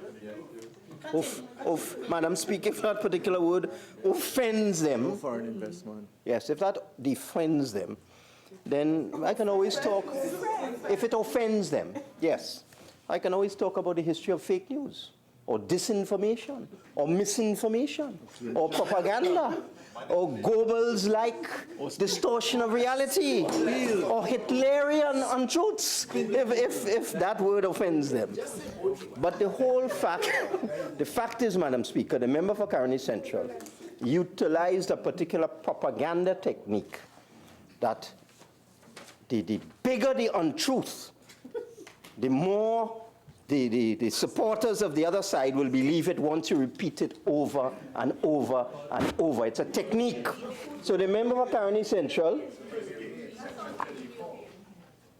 a cacophony on that side, Madam Speaker. So the member for Caroni Central, what did he say? The economy has declined. Every single indicator has declined. There's no foreign investment. None. Madam Speaker, we had Prime Minister's questions and urgent questions today. Lord. In the Prime Minister's questions, they're complaining about foreign investment. Today, they're quarreling about who is this foreign investor and who is that foreign investor and how much you pay this one and how much you're offering that one. Today. But, Madam Speaker, the member for Caroni Central says no foreign investment. So if there is no foreign direct investment, then why are they asking questions about foreign investors? So it comes back to this technique of tell an untruth, make sure it's big enough so that some people will believe it. So let's look at the facts. I have in my hand the review of the economy 2018, and the other untruth uttered by the member for Caroni Central was I was making up my own data. Where did data coming from? And Madam Speaker, on page 80 of the review of the economy, it says the source, Central Statistical Office. Not Minister of Finance, Central Statistical Office. And this is the review of the economy for the fiscal year 2018, which ended on the 30th of September 2018, which is the matter under review. So this is the relevant document. And the source is the Central Statistical Office. And let's look. The member said everything declined. Well, according to this book, if you use constant prices, manufacturing increased by 7.3%. No. Food, beverages, and tobacco products increased by 5.6%. Nah. Textile, clothing, leather, wood, paper, and printing increased by 1.5%. Petroleum and chemical products increased by 9%. Electricity and gas, 0.6% increase. Water supply, 3.1% increase. Transport and storage, 1.1% increase. Information and communication, 1.1% increase. Financial and insurance activities, 1.1% increase. Professional, scientific, and technical services, 2.1% increase. No. Administrative and support services, 1.8% increase. Education, 2.5% increase. Health and social work, an increase. Arts, entertainment, and recreation, an increase. Domestic services, an increase. Everything. Madam Speaker, the vast majority of the indicators on this page increased. They all increased. And this page 81, refers to constant 2012 corrected prices. If I went to nominal prices, Madam Speaker, if I went to market prices, and I took a look at the percentage change, I would get mining and quarrying increased by 28%, manufacturing by 6%, food, beverages by 3.3%, chemical products by 10%, electricity and gas by 25%, transport and storage by 2.6%, accommodation and food by 4.1%, information and communication by 7.9%. I mean, it's absurd. Yep. But the member for Caroni Central get up, shout and scream and get on bad. Everything declined, economy contract. And then when you look at this as well, what you see is that our GDP, our nominal GDP, improved from $150.8 billion in 2017 to $158.5 billion in 2018.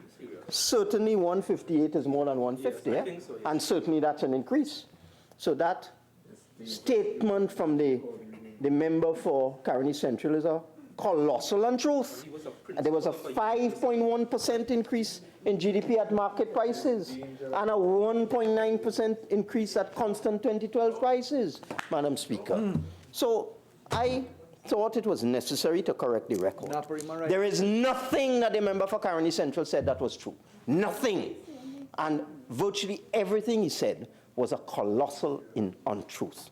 And it bears a striking resemblance to the propaganda technique used in Nazi Germany in the 1930s, Madam Speaker. And it is clear to us on this side that this is what we will have to contend with going forward for the next 2 years.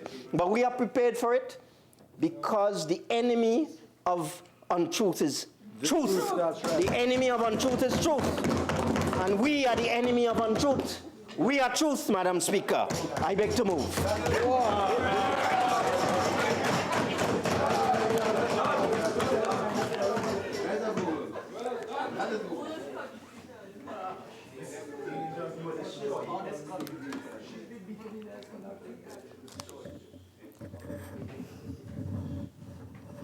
Honourable members, the question is.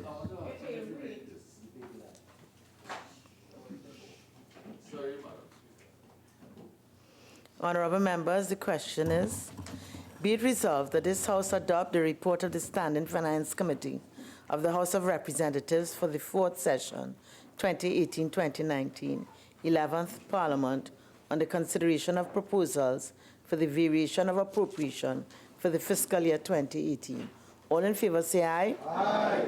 Any against? The ayes have it. Bill's second reading. The Minister of Finance. Thank you, Madam Speaker. Madam Speaker, I beg to move that a bill entitled An Act to Vary the Appropriation of the Sum, the issue of which was authorized by the Appropriation Financial Year 2018 Act 2017 and varied by the Finance Supplementation and Variation of Appropriation Financial Year 2018 Act 2018 be now read a second time. Madam Speaker, all of the issues related to the variation of appropriation bill have been exhaustively, comprehensively, and completely ventilated and debated in this House. So I beg to move. Honourable members, I shall now propose the question for debate. The question is that a bill entitled An Act to Vary the Appropriation of the Sum, the issue of which was authorized by the Appropriation Financial Year 2018 Act 2017 and varied by the Finance Supplementation and Variation of Appropriation Financial Year 2018 Act 2018 be now read a second time. Member for Carney Central. Madam Speaker, I do not wish to prolong this debate, and I'll be very, very short. I will just like to say to the population at large that I am sure that the member for Diego Martin Northeast, the Minister of Finance, is aware that there is such a publication as the Monetary Policy Report of the Central Bank, November 2018, and that he should have a good read in order to find out where the country is at this time. Minister of Finance. Thank you, Madam Speaker. I beg to move.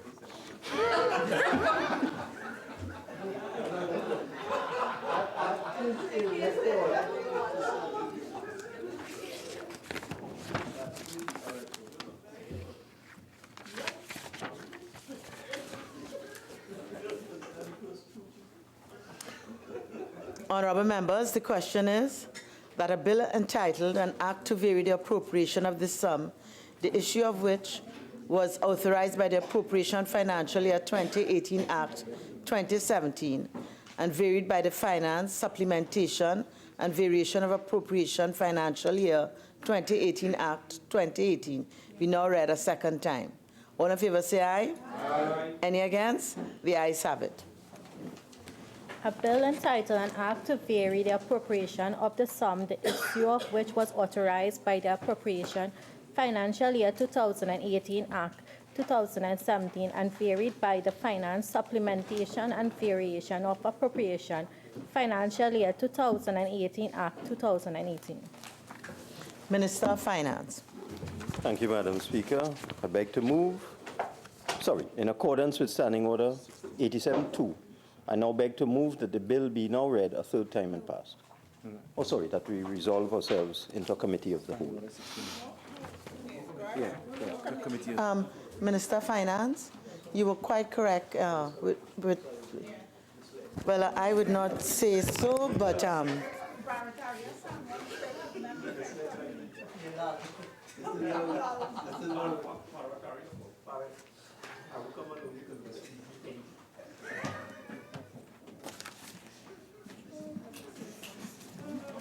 honourable members. Well, I believe he said the correct thing, okay? So, honourable members, the question is that a bill entitled An Act to Vary the Appropriation of the Sum, the issue of which was authorized by the Appropriation Financial Year 2018 Act 2017 and varied by the Finance Supplementation and Variation of Appropriation Financial Year 2018 Act 2018 be now read a third time and passed. All in favor say aye. Aye. Any against? The ayes have it. A bill entitled An Act to Vary the Appropriation of the Sum, the issue of which was authorized by the Appropriation Financial Year 2018 Act 2017 and varied by the Finance Supplementation and Variation of Appropriation Financial Year 2018 Act 2018. Leader of the House. Madam Speaker, I am just so taken by Barataria San Juan today. I am confused, but I think I know what I have to do at this point. But, Madam Speaker, I beg to move that this House do now adjourn. Yeah, it's Barataria confusing me, not you. Madam Speaker, I beg to move that this House do now adjourn to Friday, the 25th day of January, which will be Private Members' Day. We will start at 1:30 p.m. and I'll await the motion number 4. Thank you. But you have motions on the adjournment. Honorable members, the question is that this House do now adjourn. All in favor say aye. Aye. Any against? The ayes have it. In accordance with Standing Orders 11 and 12.1, this House now stands adjourned to Friday, 25th January 2019 at 1:30 p.m.